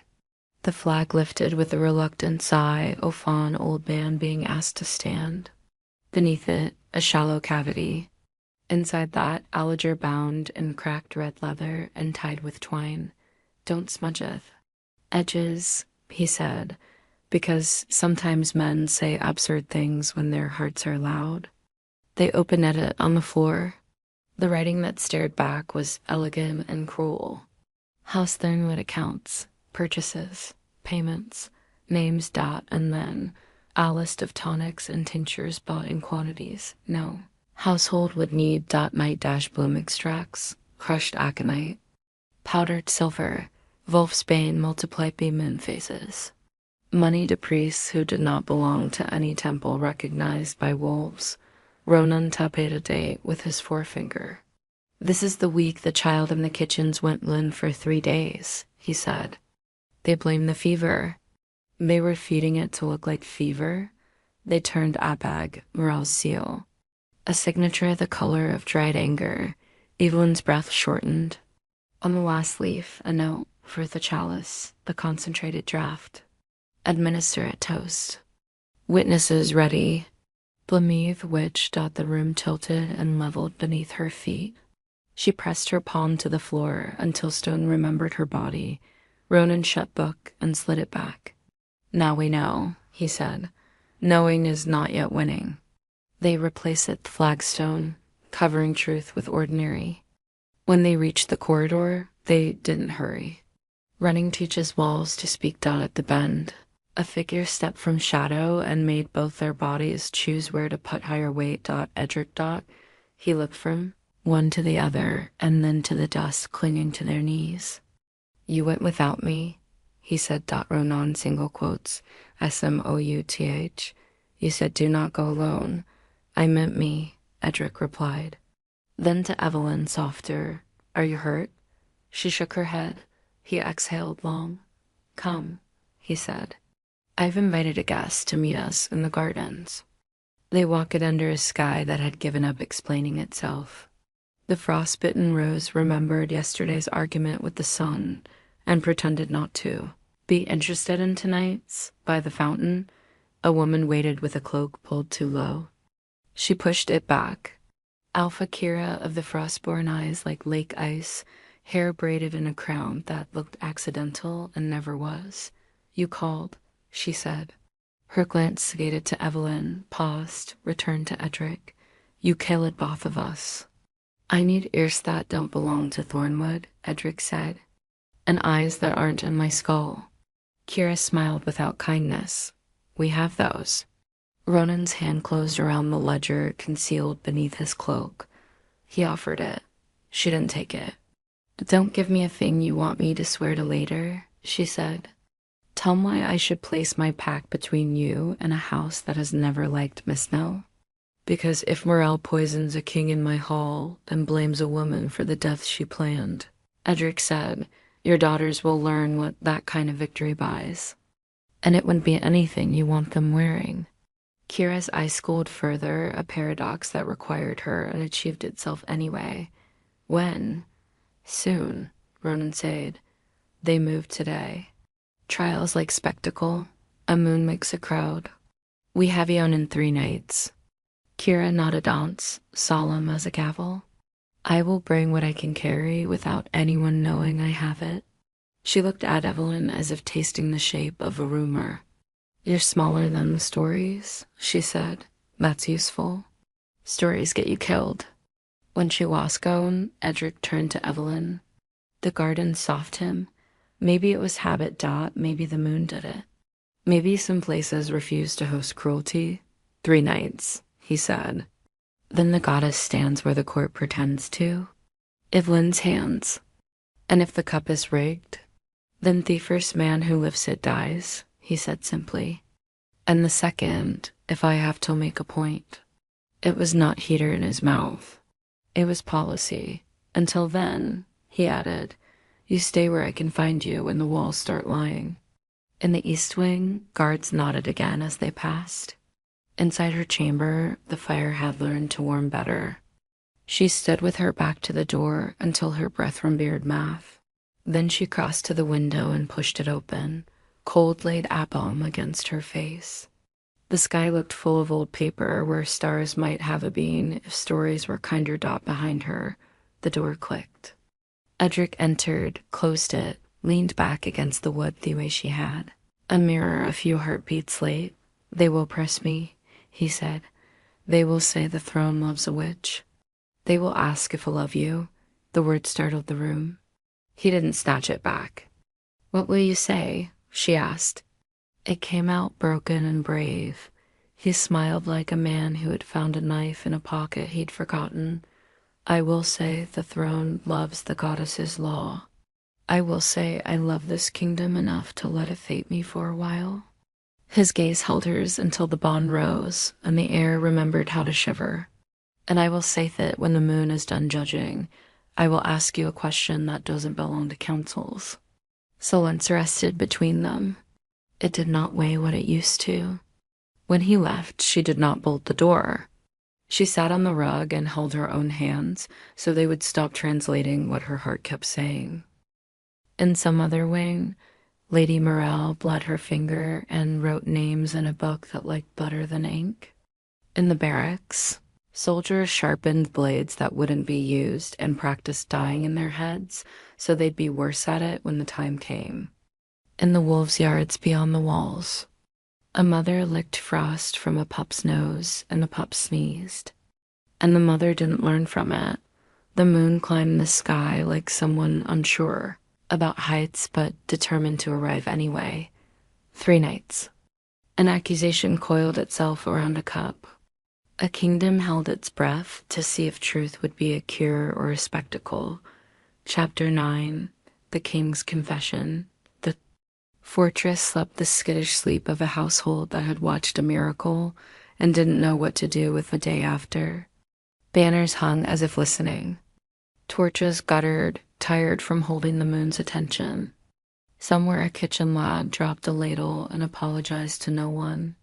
Snow skinned the roofs in pale armor and creaked as it shifted. Evelyn stood in the east corridor with her hand against a window pane that had learned winter by heart. Frost feathered the glass. Her breath drew ghosts. Below, the courtyard circle of scorched stone, where the chalice had melted and the poison had hissed glimmered like a coin the night had decided to keep. The bond pulsed once, a quiet knock beneath her skin, then went still again, as if to say, I am here. I will not speak first. Behind her, the door opened without a knock and closed with a decision. Walk with me, Edric said. She did not startle. Since the trial, fear wore different boots. She took her hand from the window and found him in the doorway unarmored, unadorned, a cloak thrown across one shoulder the way men throw sleep, careless and needed. The gold in his eyes was banked. When he held out his palm, it was not a command. It was a road. They crossed the silent hall and descended to a passage. Evelyn had not walked stone old enough to remember builders' names. No guards this way. No servants. Only wolves carved into pillars, their faces worn smooth by centuries of touch. The air smelled like rosemary and cold iron. He led her through a narrow arch and into a chapel the fortress had built for itself. When kings were still an experiment, candles crowded the walls. A cracked skylight framed a sliver of night. In the center, a slab of marble served as altar and table both. No icons watched them, only the clean bones of architecture. Edric closed the door. I asked Ronan for an hour, he said. He will make the world obey. His voice had lost its court. It was lower, roughened, intimate as a bruise. She stood where the candlelight wrapped her in gold and admitted nothing. Her silence was not the old, kind, weaponized absence. It was a place to set heavy things down. He did not circle her like a judge. He walked to the altar and laid both palms on it as if it could cool something inside him. You should hate me, he said without preface. The words fell and rang as if copper had struck stone. I did, she answered, surprising them both. He looked over his shoulder. Did. She touched her throat, where the taste of last night's poison had long since burned itself into holy ash. Hatred was easy before the goddess took my hand, she said. She is poor at letting us keep simple stories. He turned back to the stone. The set of his shoulders looked like a man bracing for sea. The night we hung your father, he said, and the chapel inhaled. I was new to the crown. The council sharpened my certainty daily. They fed me names like bread. They told me fear was governance and mercy a rumor our enemies paid bards to sing. His thumbs pressed into marble until the color left them. I believed them. I believed my own hunger to be right.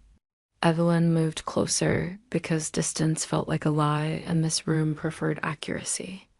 She did not interrupt. He had asked for an hour. Let him spend it where it hurt. I read his confession the night you arrived, he went on. Not the one the court paraded. The one your father wrote for a reader who might survive him. His mouth bent toward something like a smile that refused to grow. I read it 3 times and then sat in the dark and tried to hate him anyway. I could not. And yet you said nothing, she murmured. He took the knife of her voice and let it cut. I said nothing. He did not trim the ugliness. I wanted proof I could wield in daylight. I wanted to keep my counsel cowed and my throne obedient and my gods polite. I wanted to be right in public more than I wanted to be merciful in private. He let the confession sit between vowels. I am not proud of the arithmetic. The candles hissed. Wax made small rivers. He turned and leaned his hips against the altar's edge, crossing his arms as if he feared his hands would otherwise build something reckless. He studied her the way men study whether they know they cannot order. Last night, he said, when you put your mouth to that cursed cup, I remembered the first time I saw you. Not at court, before. Her breath snagged. The chapel shifted, the floor becoming midday blood had been made public. You were a child trying not to be, he said. And I wanted to call you brave, but I settled for enemy because it was cheaper. He dragged a hand through his hair, scattering the careful. The bond woke in me that night like a kill. I mistook it for hate because I understood hate better. Evelyn looked at her own hands clean, capable, guilty of nothing but living. I felt it too, she said to the stone more than to him. I thought it punishment. She lifted her head. Sometimes still. He took 2 steps, just 2, and the space between them contracted like a muscle pulled. He did not touch her. The bond touched for him, that shy heat patting across skin to curl near her pulse. I need to say things I cannot say with witnesses, he said, voice lower, a gravel road to something tender. And I need you angry enough to answer them with honesty. Try me. I knew you could hear, he said, before I dropped the coin. Before the courtyard. I knew, and I tested you anyway. He watched the offense land, then did not flinch away from it. Part of me needed you to fail so the law would let me keep you. His jaw clicked shut on the end of the sentence as if it disliked its own taste. Their fury, quick and bright as the slice of winter air under a door. Not the old rage that had kept her warm in the mountains. A new one, born of being seen and injured by the same pair of eyes. Keep me, she repeated, and the echo belonged to the girl who had run until her solace bled. Like a hawk. A relic? A wife? Alive, he said. It was too bare to be pretty. Alive where my enemies couldn't invent you while I slept. And what of me? She took a step closer to recklessness answering recklessness. What of the choice you said you defended in council? Does it end where your fear begins? His throat worked. No, then hear mine. Her voice held, steady as stitchwork. I lied because every truth pinned to me became a blade for someone else to use. If I said my name, they sharpened it. If I admitted the bond, they would have hanged me for bewitching the king. If I explained the magic in my blood, they would have dug my mother from her grave to put her on trial too. She spread her hands small, scarred, unadorned. So I kept what was mine. He had the decency to look wounded. And in keeping it, you kept part of me caged with you. He exhaled long. I am not asking forgiveness for the tests. I am asking you to hit back. She did. You want confession? She asked, and the chapel's candles leaned toward her like boys at a tale. Here is one. I came to this fortress to save a child.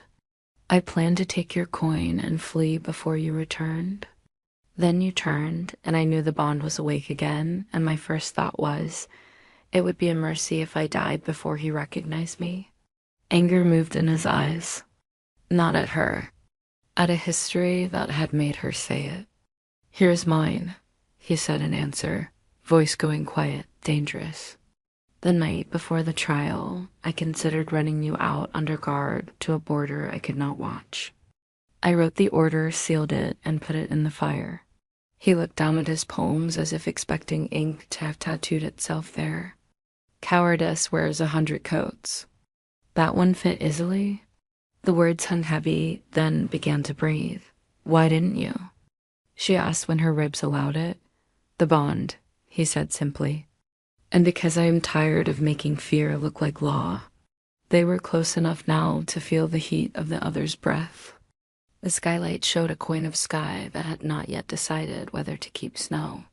He reached into the inner pocket of his cloak and pulled a small object wrapped in cloth, the color of funerals.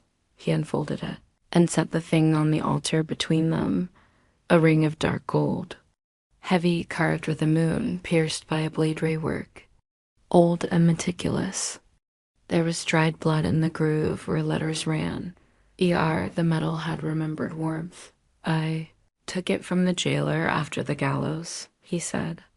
I don't know why. I hated trophies. Perhaps I hoped guilt would be a talisman if it weighed enough. Evelyn's fingers hovered over the ring and did not touch. The chapel blurred at the edges. Bastone's breath sounded loud.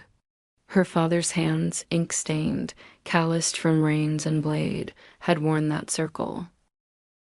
You kept this, she whispered.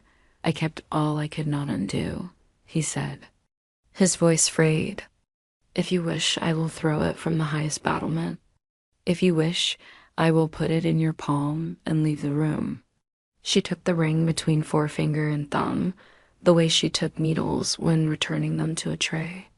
It was colder than she wanted and warmer than it should have been. She held it until her hand stopped shaking. Waiter, she said.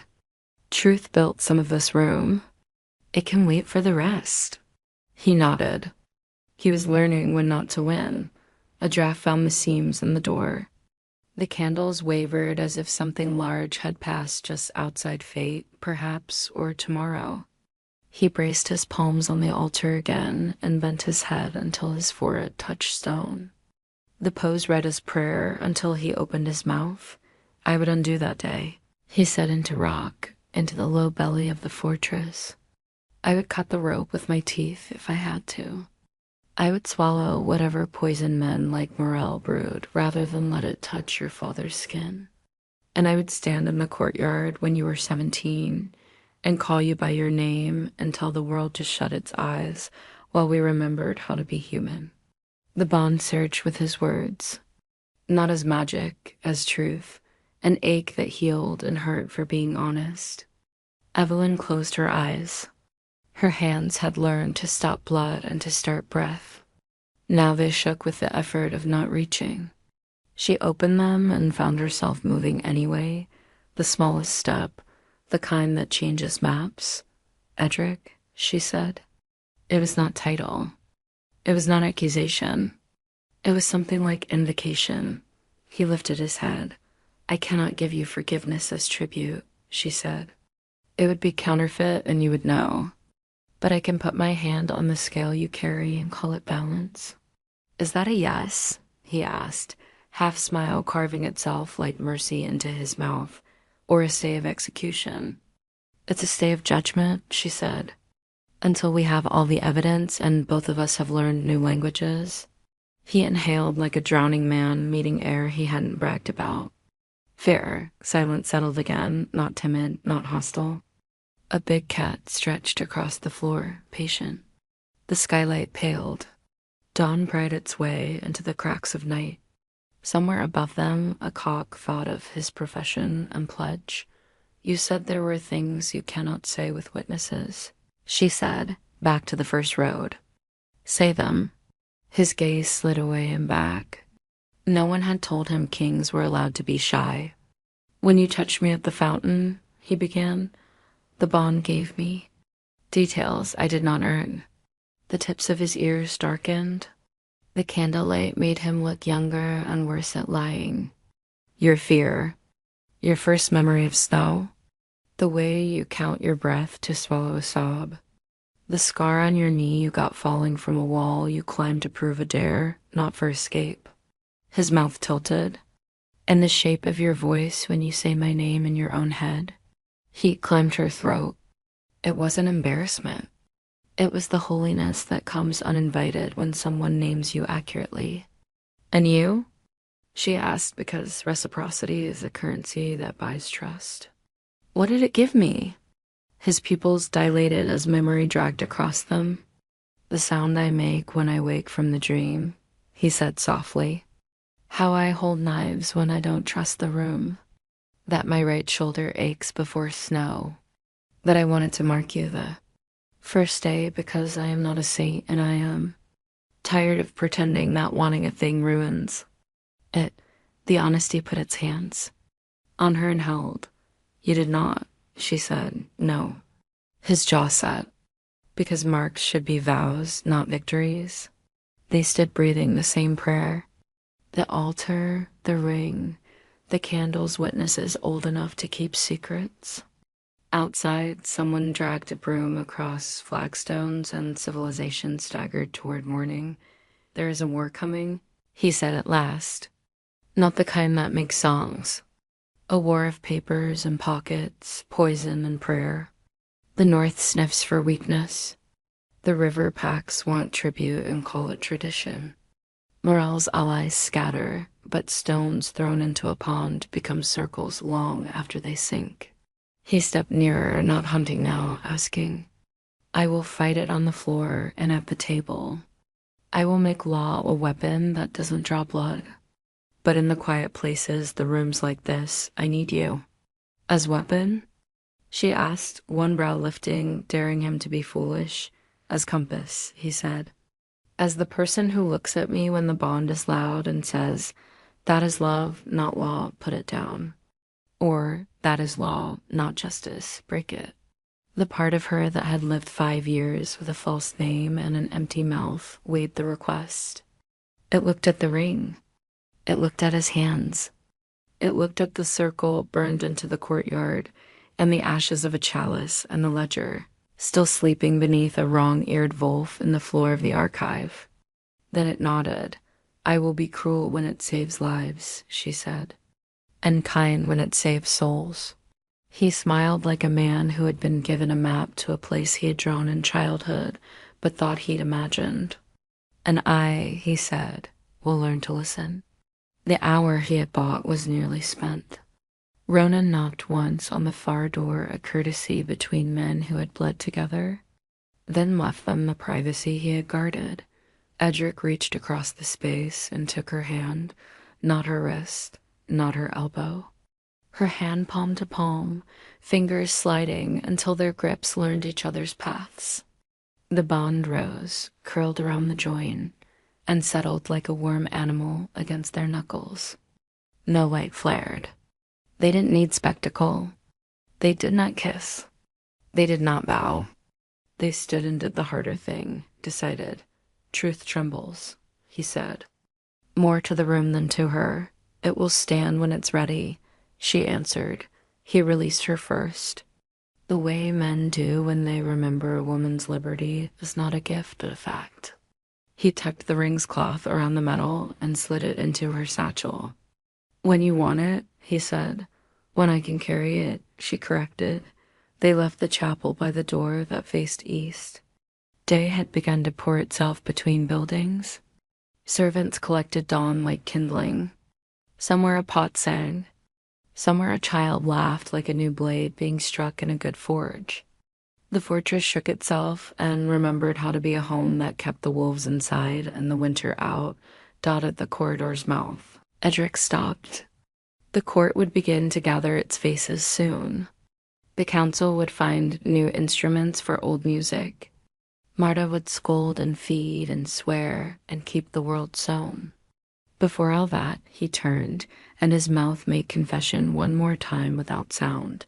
I am yours if you ask. I am not yours if you do not. She let the truth tremble once between them like a string plucked in an empty room. Then she touched his forearm light, deliberate, and walked away. He watched until the corner took her. Only then did he breathe out above. The cracked skylight of the chapel held a thin slice of sky that had chosen blue. Candles guttered, giving themselves to morning. On the altar, where 2 hands had rested and a ring had remembered heat, the stone looked less like a tomb, more like a table. A place where, someday, 2 people might eat the same bread and call it peace. Chapter 10. The imprisoned moon, the fortress that had once murmured her name, now spoke it only behind closed doors. By the 3rd dawn after the king's confession, silence returned, but not the kind Evelyn had chosen. This one was imposed, heavy, humming with suspicion. The moon had waned to a thin blade, pale and watchful above the battlements. It seemed to be listening. The arrest she had been in the infirmary, wrapping a boy's sprained wrist when the doors burst open. Steel flashed. 4 guards. 1 word. By order of the council. Marta rose, fury blazing. The council can order soup from me, nothing else. The captain didn't look at her. Evelyn Gray, you are charged with treason against the crown and practice of forbidden craft. Evelyn's pulse froze. Treason? The king does not know, the captain said quickly, as if that made it cleaner. The order came from the council itself. That was worse. Much worse. Ronan was not there. Edric was in the Western Valley, meeting emissaries from Frostborn. Timing like this was no accident. They bound her wrists with silver-threaded manacles that bit but did not bleed. Marta shouted until they shoved her back. The last thing Evelyn saw before the door closed was her mentor's hands, trembling around a broken mug. The dungeons beneath the fortress were older than kings. They smelled of rust, damp, and secrets never meant for air. They chained her beneath the light of a small grated window, the moon a thin scythe peering in. The silver burned her skin in quiet pulses. The bond dulled to a whisper, as though muffled by distance or fear. Hours folded into themselves. The door opened only once for water, once for the council scribe who read the charges in a voice as dry as sand. Conspiracy to seduce the sovereign through enchantment. Manipulation of royal will. Use of divine light without sanction. Assistance in her father's rebellion reborn. The last one made her chest twist. Her father's rebellion had been years ago, a failed dream of a freer kingdom. She'd been 13 when the soldiers came for him, 17 when the rope finished what politics had begun. Now they were his ghost as armor against her. When the scribe left, she pressed her forehead to the wall and whispered to stone, "Father, they're using you again." The stone mercifully did not answer. Memories of fire sleep came as it always did in ambushes. She dreamed of the night her father died, the torchlight, the hiss of rope, the way the moon hid behind a cloud like a coward. He had told her then. Through the bars of his cell, when the moon looks away, it's only so she can't be accused of mercy. Now, chained beneath that same indifferent moon, she finally understood. She woke with the taste of smoke in her throat.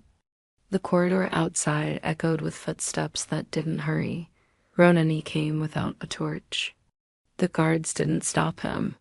He smelled of frost and rain night air clinging to his cloak. When the door opened, she almost didn't recognize him. He looked older. The kind of older that isn't years, but choices. "You shouldn't be here," she said. "I'm aware." He knelt, inspecting the cuffs. His voice was low. Morel's allies bribed the chancellor. They forged a decree while the king was gone. The council voted. You were guilty before dawn. Her stomach turned. And Edric? Still in the valley. His escort was delayed by an avalanche. Ronan's mouth curved bitterly. Convenient, isn't it? He reached into his cloak and pulled out a small vial glass, cloudy with some faintly glowing substance. This will melt the silver long enough for you to slip free. She stared. You're helping me escape? I'm giving you a chance not to die in a cell built for his enemies. Her throat tightened. If I run, they'll call it confession. They already have. He met her eyes. The difference is whether you live long enough for the king to learn what they've done. The bond flickered, faint but present Edric's heartbeat echoing distantly through her veins, uneven, worried. He'll come for me, she whispered. Maybe, Ronan said. Maybe not soon enough. He poured the liquid over the cuffs. They hissed, metal softening like wax before cooling again. He caught her wrists, steadying her trembling hands. When you reach the eastern gate, take the path through the birches. Follow the river until it splits. Go north. The Frostborn owe the king one debt they haven't yet paid. She searched his face. Why are you doing this? He hesitated. Because your father once spared me. In another life, in another war. He said mercy was a seed. Maybe I'm finally letting it grow. Her voice softened. Ronan. But he was already standing. He drew his dagger and pressed it into her hand. If they find you before you're gone, use this. Aim for the throat. Don't think. The dagger's hilt was carved with a wolf's head. She traced it with her thumb. I never thought you believed in me, she said. I don't, he replied. I believe in what you make other people become. He turned to go, then paused in the doorway. Edric told me once that silence can be loyalty. I think he's learning it can also be war. Don't waste the lesson. And then he was gone. The escape the vial's magic still shimmered faintly. She pulled up the manacles. They gave with a sound like weeping. Freedom came sudden, violent, unbelieving. She rubbed her wrists until the skin stopped glowing red. The corridor outside was empty. Somewhere above, a bell told third watch. She moved barefoot, her steps soft as prayer. Each corner carried risk. Each torch shadow could hold betrayal. When she reached the stair, voices drifted down guards trading gossip, the lazy laughter of men who thought their prisoner too chained to matter. She slipped past while they argued about ale. The upper hall smelled of wax and cold wind. Every door looked like safety and WAs and single quotes T. She found the east. Corridored by memory, the way Edric's hand had once guided her through it, the curve of the window that caught the moonlight like water. It led to the GATEHO, U guards. One dozing, one half awake, she tightened her grip on the dagger. The wolf's head glinted. She didn't want to kill. She wanted to live. When the awake one turned, she moved swift, silent, the blade across his throat before sound became choice. The second never woke, blood steamed in the cold air. Her stomach twisted, but her feet kept moving. The betrayal of the gate was a head iron lattice, half frozen. Beyond it, the night stretched wide and merciful. She could smell pine, river, freedom. Then a voice cut through the dark. Going somewhere, healer? She turned. Lady Morel stood in the archway above the courtyard, flanked by armed men, of course. The serpent was too clever to flee before the king returned. She had waited here to finish the game herself. Evelyn lifted her chin. You lost your trial. Morel smiled. Trials are for believers. I have friends who trade in results. She descended the steps, each click of her heels deliberate, echoing off stone. The council needs a villain that isn't them. You fit perfectly. I'll tell Edric what you've done. You'll tell no one. Morel's smile didn't falter. Because by dawn, you'll be hanging beside your father's name. The guards moved in dot. Evelyn stepped back, searching for gaps, counting breaths. The dagger trembled in her hand. Then movement. A shadow slipped from behind the well, fast and silent. A knife flew, catching the nearest guard in the neck. Another fell before his cry finished. Ronan. He was everywhere and nowhere, a blur of steel and breath. Run, he barked. She did. Arrows hissed. Stone splintered. She ducked beneath the portcullis as Ronan cut the rope, holding it half closed. The gate crashed down behind her, sealing him in. Ronan. She screamed. He met her gaze through the bars, blood running from his shoulder. Go, he said. That's an order. Then Morel's soldiers surrounded him. The last thing Evelyn saw was his blade flashing once before they dragged him down. The river she ran, through snow and forest, through breath that burned and air that tore. The moon guided her thin, crooked, bleeding light through trees. The river appeared as he'd promised, black and alive.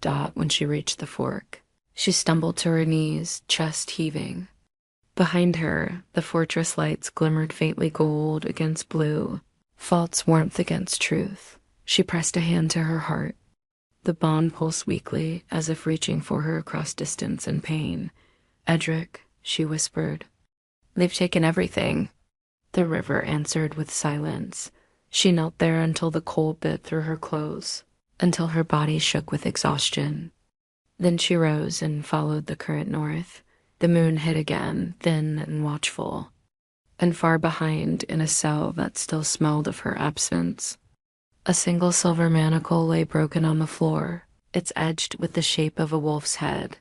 Chapter 11, The Trial of Shadows She Chooses Not to Run. Enters the goddess's labyrinth to prove her soul. Faces illusions, guilt, and her reflection. The summons arrived like a knife wrapped in velvet dot. By dusk, the banners had been lowered, half-mast for reasons no one could name aloud, and the fortress had begun to speak in low voices, as if anything louder might wake a god who did not enjoy being woken. Torches bled along the corridors. The air was winter clean, heavy with rosemary and iron, as if the stones themselves had been scrubbed for ceremony. Evelyn stood in the antechamber, outside the old chapel, with frost purling at the edges of her breath. She had a choice, and the choice had a smell. Snow about to fall, horse sweat, oiled leather. If she took the North Passage now, if she put one foot, then the next again, she could be over the second wall and into the birches before the bells finished telling the hour. She could be a shadow among shadows, a rumor that slept in caves and woke only when the moon was too thin to notice. "Run," said instinct. The voice that loved her because it wanted her alive at any price. "Stand," said the memory of a man with ink on his fingers and a rope burned across his throat. When the moon looks away, it's only so she can't be accused of mercy. Evelyn set her palms flat against the cold door and felt the chapel breathing on the other side. Somewhere within, the oldest law in the Silver Dominion waited on a stone table, the labyrinth of the goddess. Carved when wolves still argued with the wind and the wind sometimes conceded, Ronan appeared out of torchlight coat unbuttoned, hair refusing discipline, the look of a man who knew how much an hour weighed. "It isn't too late," he said quietly. "I can open the east gate. We can claim confusion and a missing key." Evelyn's mouth went dry. "If I run now, they'll write the end of my story for me." "They already have. Then let me tear out a page." Ronan's gaze flicked to the door. "The labyrinth doesn't test skill," he said. "It tests the soul. It won't care how many lives you saved with herbs, or that a boy in the kitchens calls you miracle when he thinks no one listens. It will ask what you are when no one can see you." "Good," she answered, before fear could edit. "That's the only answer I trust." He studied her as if measuring the distance between caution and faith. "There's a cord inside," he said at last, the concession of a soldier to a pilgrim. "Moon thread. If you tie it to your wrist into the altar ring, it will always lead you back to the beginning. If you cut it, the beginning will refuse you when you're done. And if I leave it untied," he didn't smile, "then you're mad or holy." A pause. "Sometimes both." The door opened without hands. The chapel exhaled cold incense and something older. Evelyn stepped through. It was not a temple so much as a memory of one. The vaulted ribs of the ceiling met in a star. The cracked skylight admitted a coin of night. On the stone in the center lay the labyrinth, an inlay of white marble and black, spiraling inward until the eye lost its way. At its heart, a ring of hammered silver jutted from the floor, the altar's tether, and beside it, a small spool of cord that glinted like frozen spider silk. Ronan remained at the threshold, a promise not to follow. "I'll keep the door," he said. "No counselor enters until you've had your say with the goddess." Evelyn nodded, because her tongue had remembered humility too late to be useful. She crossed to the center, knelt, and touched the cord. It was warm alive in the hand, humming faintly like a hell breath. She tied one end to her left wrist, then to the ring. then hesitated. To enter was to agree that the first truth would not be the last. She drew the knot tight. Moon of my mother, she whispered. If you have anything but silence for me, I'll hold it. She stood at the labyrinth's threshold and stepped in. The first turn went easy, a child's game traced with a finger on a winter window. The second narrowed until her shoulders brushed stone. The third widened into a hallway that pretended to be ordinary until the candle flames along its walls began to burn backward blue down, gold up, their smoke pooling on the floor like mist dot at the fourth turn. The world changed. She was 14 again, standing in the long corridor of Ray Manor on the night men in black leather taught her what the word search meant. The mirrors along the wall had been veiled. The tapestries had been torn down and shaken to reveal secrets that had never learned to speak. Someone had broken the little statue of the goddess her mother kept near the east window, the one with a crack in the thigh and a garland of dried rosemary that changed with the seasons. Evelyn bent to pick up the face, and the face became her own. Shards reflected a girl with blood on her chin, tears making rivers through dust. Behind her, distant like thunder, the sound of a crowd learning cruelty. Wake up, she told the memory. You don't have time. The memory lifted its eyes. They were gray and too old. It comes anyway. Evelyn stepped forward and bled her knuckles on the glass. The corridor dissolved into fog. The next chamber was a dining hall that had put on its crown of candles and invited ghosts to sit. Her father occupied the head, handsome and harrowed, ink smudged along his thumb.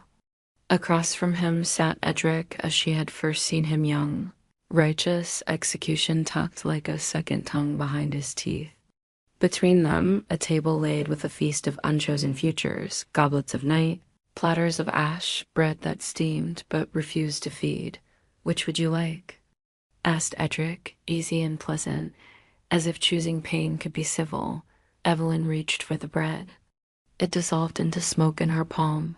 Truth then, her father said gently, and his voice the way she saved it, summer river, whetstone, a roughness that meant he had spoken hard words all day and would speak soft ones for her now. This isn't a court, little Wolf. It's a mirror that thinks. Then it will be cruel, she said. Mirrors are only cruel if you ask them to lie. Edric lifted his goblet, peered into it, frowned. I used to think my duty was a sword, he said, not to her, not to anyone. Now I think it was a wall built to look like a sword, so men could pretend they were brave when they were only obedient. You hung me, her father reminded him. Not unkindly, I know. And you would again? Edric looked at Evelyn, and for a moment, the boy vanished and the man took his place, the one who had cupped her face with hands, that knew how to be gentle after being weapons too long. No, he said. Not with what I've learned to carry. The table blurred. The chairs scraped back all by themselves. Evelyn closed her hand around nothing and lifted it like a hilt. I forgive neither of you, she said to ghosts who had earned and unearned it. Not yet, but I won't let forgiveness be the only language I learn. The hall sighed like a lung and let her pass. The labyrinth tightened again, then opened into a room so small that it had no right to be a room at all. Light came from nowhere. The walls were wet with condensation and the smell of rain on stone. In the center, on a block of dark marble, sat a basin filled with water that did not ripple. Though her breath troubled the air, she approached, looked in, and met her reflection, not as she was wind-burned, braid-frayed. Healer's hands stained with rosemary and blood, but as the world had named her these 5 years, witch, traitor's daughter. The king's mistake. The council's excuse. The face in the water smiled. Its teeth were too white. You pretend it's silence. It said in Evelyn's voice, the one that belonged to no one else and everyone else at once. You think muteness is a shield. You think a closed mouth can't be used as a weapon. But what is a rumor if not a voice that learned to walk without an owner? I know what I am, Evelyn said. Do you? The reflection tilted its head. A liar? A survivor? A woman who would drink poison on a guess? A girl who watched her father die and learned the wrong lesson? What lesson did I learn? That love is a trial, said the water, and not a promise. Evelyn swallowed. In the stillness, her heartbeat sounded like a knock. What else could it be? Both, said the water. Either, neither. It is not your God. It is your companion. Stop begging it to absolve you and ask it to walk. She forced a breath deep into tight lungs. And my silence was a miracle until it became a shrine. The reflection lifted one hand. Evelyn's lifted with it. You have worshipped your own quiet. Now it wants ties. I stayed alive, Evelyn whispered. Yes, the water agreed. At a price you chose not to count, which was trust. The words struck and echoed. Trust in the goddess. Trust in your own power. Trust in the bond you hate for choosing you. The basin began to tremble. Cracks stitched the surface like spider silk. The reflection broke, then reformed, not witch, not saint, not weapon, just a woman in winter with a mouth she could use, and a voice that sometimes needed to be still, but did not need to be absent. I don't know how to be that, she admitted, throat tight. Then learn, said the goddess who does not speak. And the water went still. Evelyn touched the surface. It was warm as breath. The corridor beyond ran long and straight, then bent without permission. Somewhere far within the walls, a heartbeat matched her own, the bond running like an underground river she could neither dam nor divert. She followed it until the path left her at a door made of no material she knew, a sort of darkness hammered flat and set on hinges. She pushed. Windswept ridge unrolled before her, snow in whirls. Stars spilled like salt, the horizon a low bruise red, as if dawn or battle or both waited below it. At the ridge's edge stood a figure cloaked in fur, back to her, gazing north. Edric? Hope leapt and checked itself. The figure turned. She faced herself the age she would be if she survived this year and the next and a few more after. That cheekbones a little sharper. From hunger she had chosen rather than endured. Eyes clearer because secrets had been replaced by work. A thin scar cut her lower lip like a solved riddle. The woman wore no crown. She didn't look like she needed one. Who are you? Evelyn asked, though the answer had already tasted her mouth. The one who did not run, the woman said simply. The one who forgave in the right order. The one who learned to count victories that don't look like songs. Evelyn's ribs felt too narrow. And if I fail? You will. The woman's smile was precise and kind. Then you'll fail better. And then you'll fail in ways that build houses for those who come after. Wayne tore at them and took nothing because nothing loose remained. Down in the valley, torches moved like constellations gone to earth. The sound of wolves carried soft, questioning, as if the night had asked a thing and the pack had agreed to think about it. Does he live? Evelyn asked. The childishness of it made her flinch. He dies every night when you are not there to tell him that breath has a reason, the woman said. And then he lives every morning because he remembers yours does too. What of my father? It was the first time she had asked in a tone that didn't expect a lie. He is where men go when they love the world and were not allowed to be gentle with it. He is proud. He is also busy. Stop making your grave do all the work of your faith. Evelyn closed her eyes against the sting. And the goddess? She will keep answering you with silence until you learn the language. The woman reached out and touched her unmarked ear, light as snow. When you pay the price you will pay, let it be an offering, not a punishment. How? Call it by its name.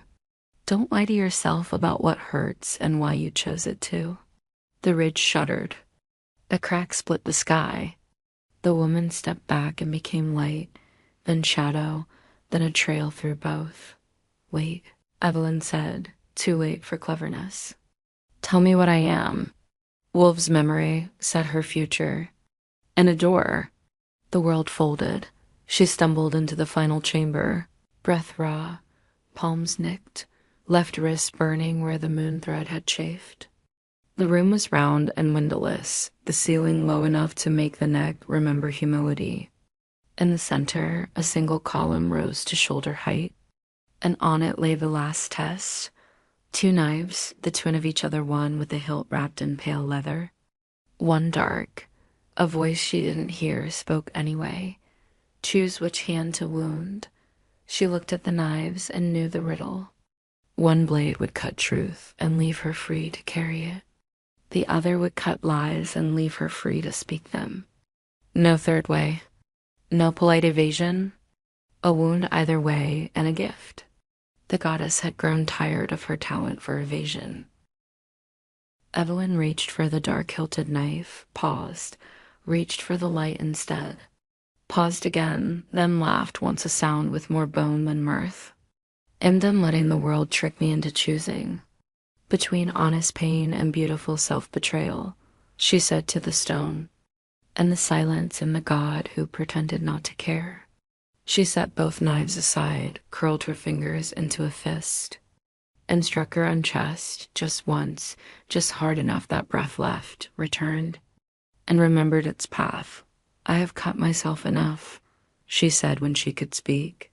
From now on, I bleed for what I decide, not what I am forced to choose. The knives darkened, then melted like frost at noon. In their place lay a single coin, silver hammered thin, a moon on one face, a mirror on the other. She set it on her tongue, the way a child sometimes tests metal. It tasted like rain. The labyrinth sighed, satisfied and a little amused, and the floor began to unwind beneath her feet. The moon thread tugged her wrist, gentle as a mother leading a sleepy child from a feast. She followed it back through corridors that didn't exist now that they had taught what they came to teach, through the dining hall where no one sat, past the basin that reflected no one because it had already been used properly, along the passage where the candles finally remembered how to burn. She stepped over the threshold and into the chapel. Ronan blinked like a man coming back from the kind of prayer that isn't a prayer so much as a refusal to move. How long? She asked. He considered, then shrugged. The kind of time that changes people. Her wrists were raw. Her throat tasted of storms. She loosened the knot at the ring and unwound the moon thread. It coiled in her palm like a tame living thing. She tucked it inside her bodice, near the place where breath turns into voice. Ronan's gaze went to her mouth, down, back up. Did she speak? She never does, Evelyn said. I listened anyway, and I will stop making my silence do all the work my courage should. A corner of Ronan's mouth surrendered to approval. The council will demand to see you, he warned. They can have my face, she said. They can even have my fear. My soul is busy. He stood aside, offering the door. The corridor beyond had not changed, but she had. The difference made the stones choose to notice her, as if they finally recognized the name she had kept hidden under her tongue dot at the chapel's mouth. Ronan said, If you had run, I would have called you wise. I would have called me afraid, she answered. Both can be true.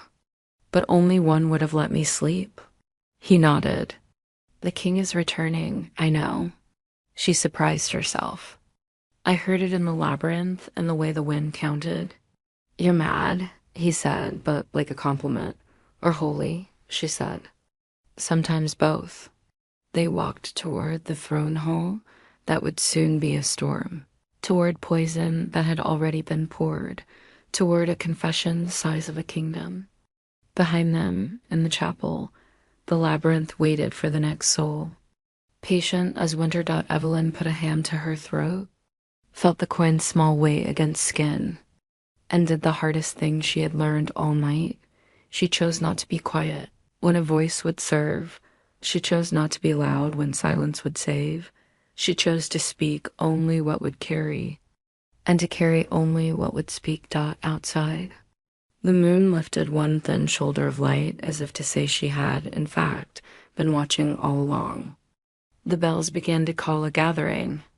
Evelyn drew breath, the kind that knows its purpose, and stepped into the corridor's brightness without flinching. The goddess said nothing. The world started listening. Chapter 12. The bond unleashed. The truth explodes in the throne hall. Poison, betrayal, confession. She finally speaks after 5 years of silence. The throne hall smelled of iron and incense, two things meant to cover fear. Every torch burned straight, no flicker, no mercy. The banners hung without breath. Even the air seemed to hold itself still, waiting. They'd called it a council of reconciliation, but everyone in the room knew better. This was a reckoning. Evelyn stood at the center of the hall, the moonlight slicing across her face through the cracked window above. The same window where she'd once stood silent before the Alpha King. Now, she was no longer silent. The gathering storm. Edric sat upon the throne, the weight of armor gleaming like a cage around his body. Ronan stood at his right hand, one arm bound in a sling from the northern skirmish. Lady Morel, impossibly still alive, waited among the council gaunt, pale, smiling like poison saved in a chalice. They dragged her back from the dungeons to test the king's mercy. Everyone knew it was bait. The council filled the seats like vultures circling meat. Murmurs swelled until Edric lifted a single gloved hand, and silence obeyed. "Bring in the accused," the High Chancellor announced. Evelyn stepped forward. Chains no longer bound her wrists, but memory made her skin ache as if they still did. The crowd gasped softly. Rumors had said she fled or died or turned into a shadow wandering the north. Instead, she stood eyes clear, braid neat, no crown, no fear. The goddess's coin glimmered faintly at her throat. The accusation. Lady Morel spoke first, her voice silken with self-righteous venom. "She stands here because the goddess enjoys tragedy," she said. "Not because she deserves mercy. She bewitched you, my king. Her blood is the same that once sought your throne. She drank poison and lived unnatural, divine, or both. And tonight, enough." Edric's voice cracked through the hall like a storm-breaking bone. The room stilled. He rose, descending from the dais, every step echoing like judgment. 5 years, he said quietly. 5 years she kept my kingdom alive in silence. 5 years she healed my soldiers, my children, my people, while you whispered, while you plotted, while you were faith like perfume. He turned to Morel, and his eyes burned gold. "You mistake her silence for guilt. I've learned it was grace." Morel smiled, did not falter. "And yet she hides from truth. Ask her, your majesty, what did she see in the labyrinth? What bargain did she make? Why does the goddess favor her when she owes you no confession?" He growled, but Evelyn's voice soft, clear, terrifying in its calm cut through the hall. "She owes me one," she said. Edric froze. It was the first time she'd spoken in his court in 5 years. Her tone carried weight, not volume. The kind that silences because it refuses to tremble. The confession, "I hid my voice because truth in this court kills faster than poison," she said. "And I have seen enough graves dug by men pretending to serve gods." Her gaze swept across the council, steady, unflinching. "You call me witch because you fear what you cannot name. But I have walked the labyrinth. I faced the goddess who answers only in silence. I saw the truth you bury beneath your laws." She took a step forward. "Your loyalty isn't to the goddess. It's to fear, to control, to the illusion that power is purity." The air shifted. The bond stirred between her and Edric, golden threads sparking faintly under her skin. The hall began to tremble, not from sound, but from truth. She looked to the king now. Edric Thorne, Alpha of this kingdom. You wanted to be right more than you wanted to be whole. You hung my father believing it would buy you peace. You kept my silence believing it would save you from guilt. It did neither. The words hit like arrows. He didn't flinch. He stood bare before the world, letting her truth flay him. Ronan looked away. Morel's smile cracked like old porcelain. Evelyn's voice softened. But you also gave me a chance to live when I no longer wanted to. You taught me that mercy is a choice, not a miracle. And her throat caught, emotion bruising her voice. I forgive you. Not because you asked for it, but because I'm done letting your sin own me. The bond erupted. A pulse of golden light exploded through the hall, slamming into stone and flesh alike. Torches flared. The great doors flew open with a sound like thunder. The banners of every house rippled as if wind had a will again. The mark behind her ear blazed. The twin mark over his heart burned in answer. The poison Morel screamed, not in pain, but in fury. She drew a dagger from her sleeve, the same silver etched with runes of betrayal. If I can't kill your silence, I'll kill your voice. She lunged. Ronan moved, but he was too far. Evelyn didn't move at all. The goddess did. The dagger stopped an inch from her chest. The metal hissed, melted, and dripped to the floor like wax. Morel's hand burned black. She shrieked, dropping to her knees. The bond roared between Evelyn and Edric alive, awakened, divine. Golden fire circled them, swallowing the air. When the light dimmed, Morel was gone. Not dead, simply gone, erased like a name scratched from stone. The hall was silent. Every soul bowed its head not to the king.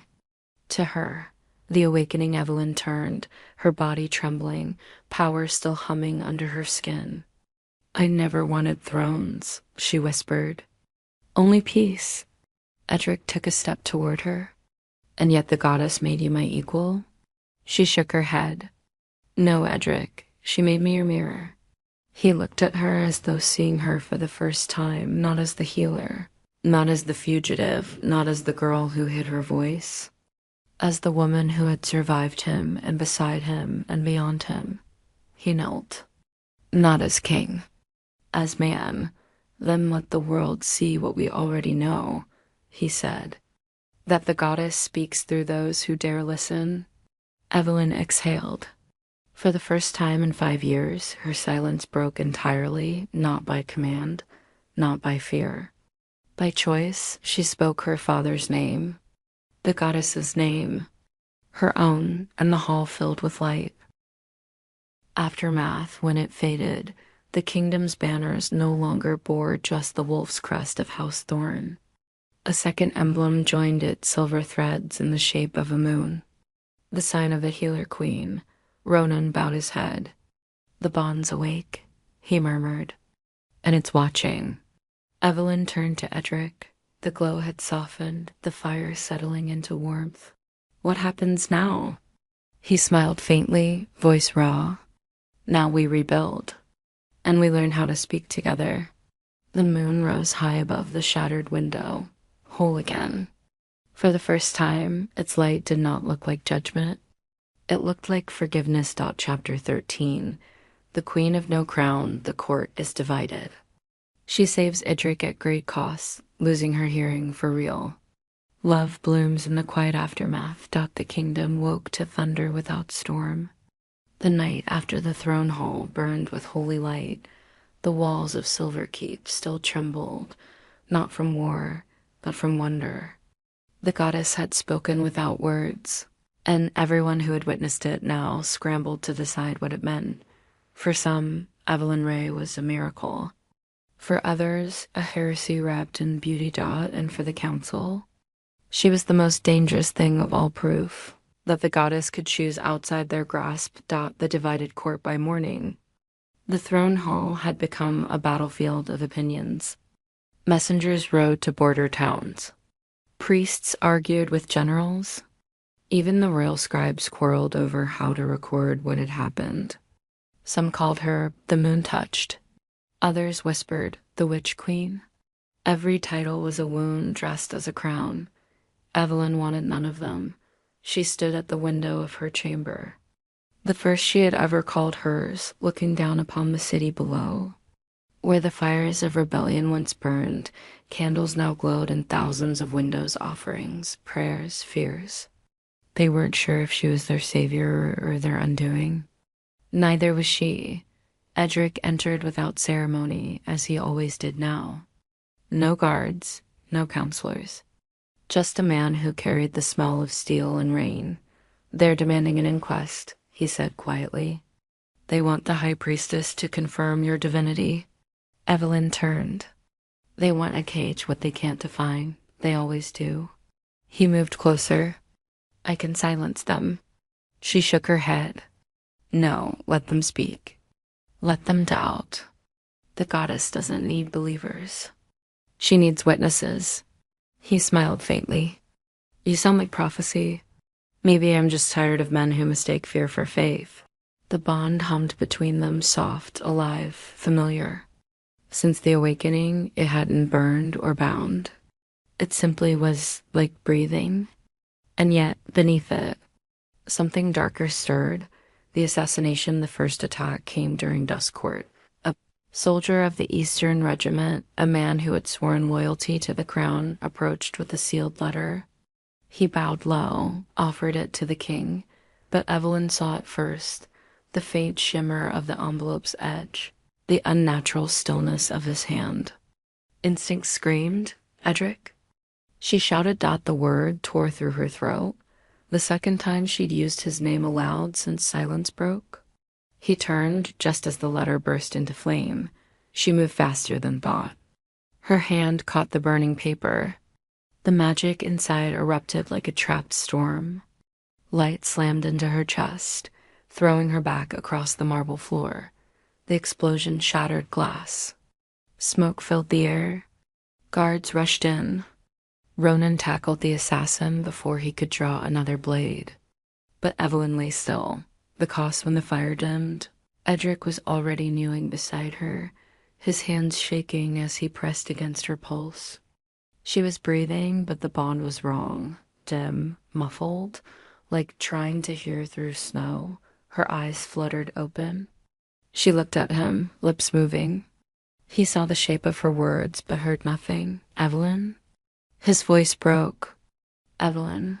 She blinked, confused, touched her ear, then his lips, realizing silence, not chosen this time. Not forged as armor. Given as sacrifice. She smiled weakly, tears burning her eyes, and mouthed, "It's all right," but it wasn't. The healers came, tried every charm, every herb, every whispered prayer. The fire had burned through magic itself. The sound had simply ceased for her when they left. Edric stayed. He sat beside her bed, his hand locked around hers, refusing to let go. "You saved me," he whispered, knowing she couldn't hear it. "And I don't know how to live with that." The aftermath days blurred. She healed physically, at least, but the world had gone quiet in a way that felt eternal. The courtiers who once feared her now pitied her. The priests called it poetic balance. The council called it divine justice. Edric called it unbearable. Yet Evelyn adapted. She learned to read lips faster, to catch words through the shape of them, to let her silence guide others instead of herself. When Edric spoke, she would touch his chest to feel the vibration of his voice, the living proof that sound still existed. Even if she could not hold it, the bond grew stronger in that absence. Sometimes, when he thought of her, she felt it, his worry, his warmth. His words like phantom music under her skin. The night in the gardens one evening. Under the silver bloom of moonlight, he found her in the royal gardens. She was kneeling by the old marble fountain, the one cracked by centuries of frost, her hands resting on its edge. He approached quietly, afraid of breaking something sacred. She turned, smiling, as though she'd felt his presence from miles away. He signed the words with clumsy fingers. The way she'd taught him. "It's cold out here." She signed back, teasing. So warm-hearted kings worry about weather now? He laughed, and she didn't hear it, but she saw the joy in his eyes and returned it tenfold. He knelt beside her. You should be asleep, Dot, so should you? He hesitated, then signed slowly, deliberately. Do you regret it? Saving me? She shook her head. Then she reached out, took his hand, and pressed it to her heart. Her lips moved. He read them easily. It was never a sacrifice. It was a choice. The moon poured silver over her face. For the first time, he noticed the streak of white running through her hair, the goddess's mark. She looked ethereal, timeless, untouchable, but when she looked at him, she wasn't a goddess. She was a woman who had loved, lost, and still chosen to stay. He leaned forward, resting his forehead against hers. No vows, no titles, no declarations. Just two hearts learning the language of silence together, the queen of no crown in the weeks that followed. She refused the crown he offered. I don't need it, she wrote in his hand, her touch sure and soft. A crown sits on the head. I'd rather rule in hearts. And she did. She healed the wounded, taught the children of soldiers to read, sat with widows in their kitchens instead of on thrones. The people began to call her the Queen of No Crown. The title spread faster than any decree, because they saw her not as royalty, not as relic, but as hope.love, and the quiet Tedric would find her in the library, fingers brushing ancient text. In the courtyards, laughing soundlessly with children. On balconies, gazing at the moon that once punished and now protected her. He learned her silences the way others learn hymns, each pause, each sigh, each glance a sentence. He spoke less, felt more Dot when they stood together, the court quieted. Not from command, from awe, because even without sound, they spoke a language older than words. The goddess watched from the night sky, no longer the judge, but the witness. Her silence had found its successor. Chapter 14, the war that followed Pise, new rebellion brews. Rivals challenge the union of king and witch queen. She fights beside him as an equal. Whispers before dawn peace lasted exactly 33. Days not long enough for the snow to soften, for laughter to return to the market, for children to learn her name without fear. Then the ravens came, black wings carrying. Red wax and rebellion. Letters spread like rot through the noble houses. The king kneels to a witch. The moon speaks treason through her silence. The goddess demands a crown returned to mortal hands. By sunrise, the word witch queen had crossed half the kingdom. By noon, soldiers in the western frontier refused their oaths. By dusk, torches burned beneath the banners of House Vereen, the same family that once helped hang her father. Evelyn read the first letter by candlelight in the council chamber.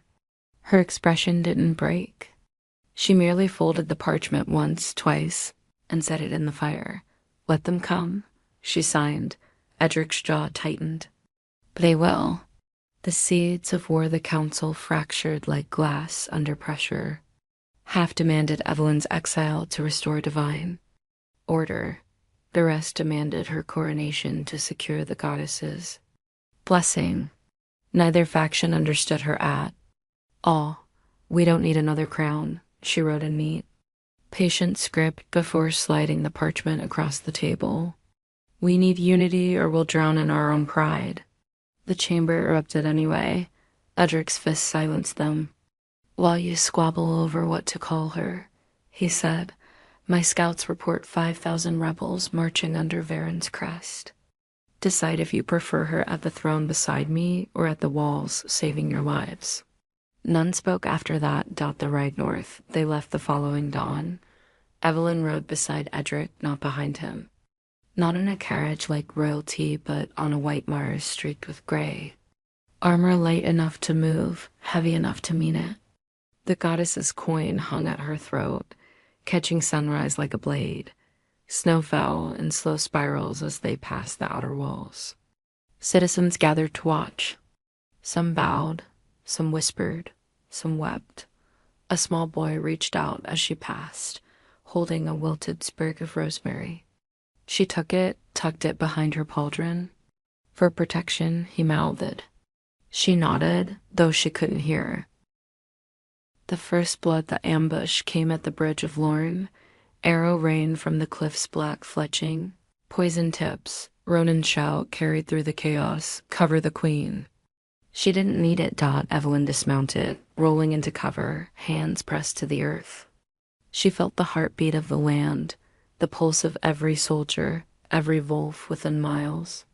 The bond surged, wild and molten. For a heartbeat, Edric felt what she felt, his blade becoming her hand, her sight becoming his instinct. They moved as one. Where he struck, she shielded. Where she faltered, he filled the gap. The battlefield sang a duet without sound. By nightfall, the bridge belonged to them again. The council's betrayal victory didn't end the whispers. It fed them. While they bled for the crown, half the council sent envoys to Vereen under the pretense of negotiation. One envoy returned with her tongue cut out. The others did not return at all. Evelyn found the bloodied sigil of the council and the envoy's handproof of treachery. She didn't speak. She didn't need to. Her silence in the war tent was colder than death. When she looked at the map, Edric knew what she meant before she signed a single word. No mercy. And for the first time, he agreed. The siege of Hollowsbury. The rebels fortified Hollowspire Keep, a fortress carved into black stone cliffs, impossible to breach by force. But Evelyn had walked its walls once as a child.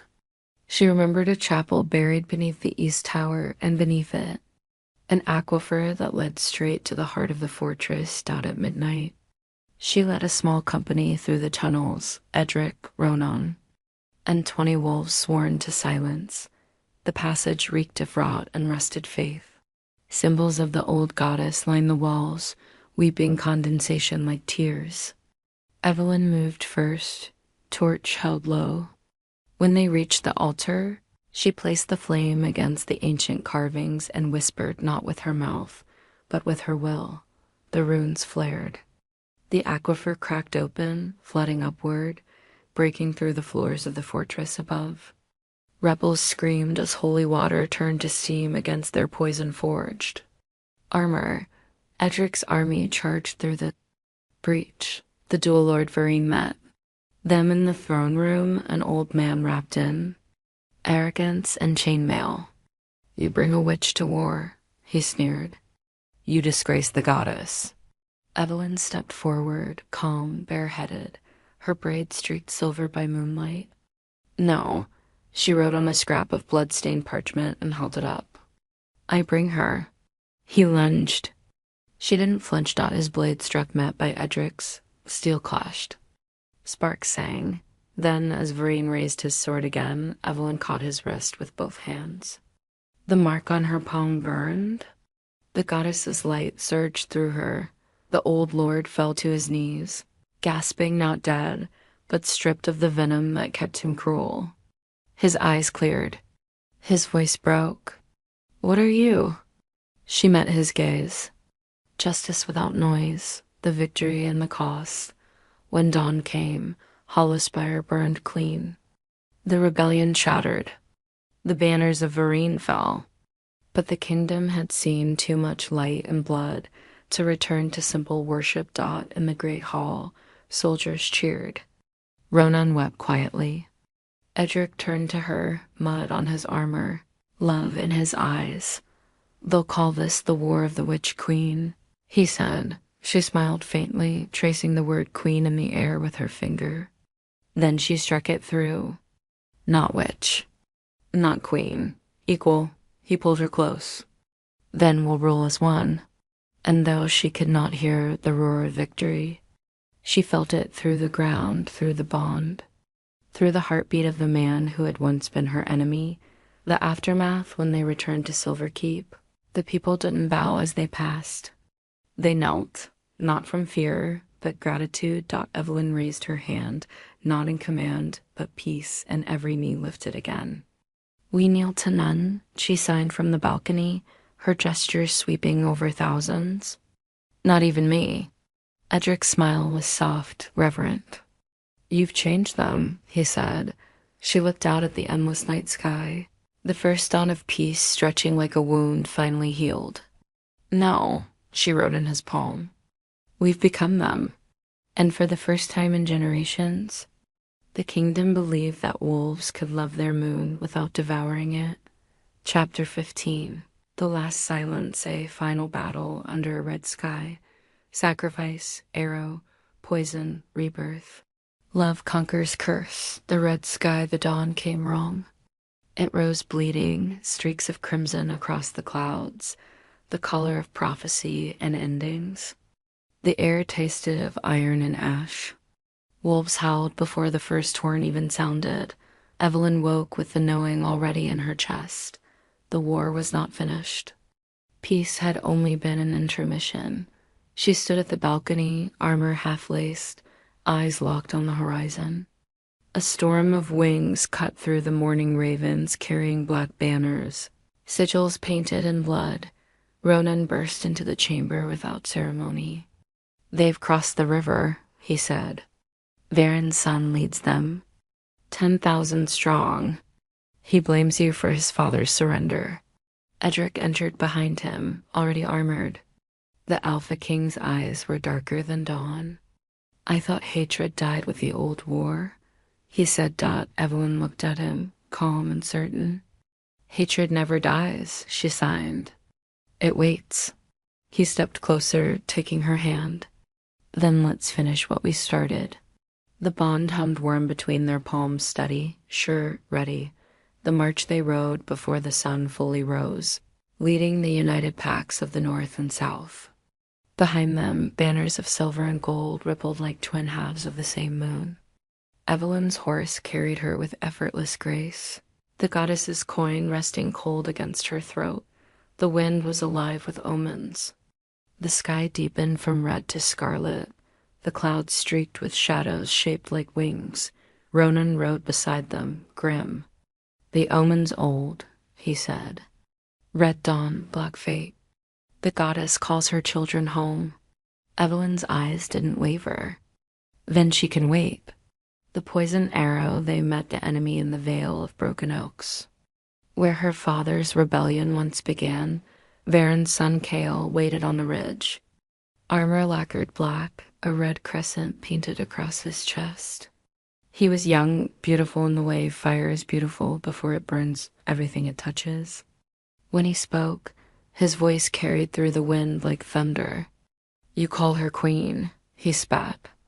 "But she is death wrapped in mercy." Edric raised his sword. "Then meet mercy yourself."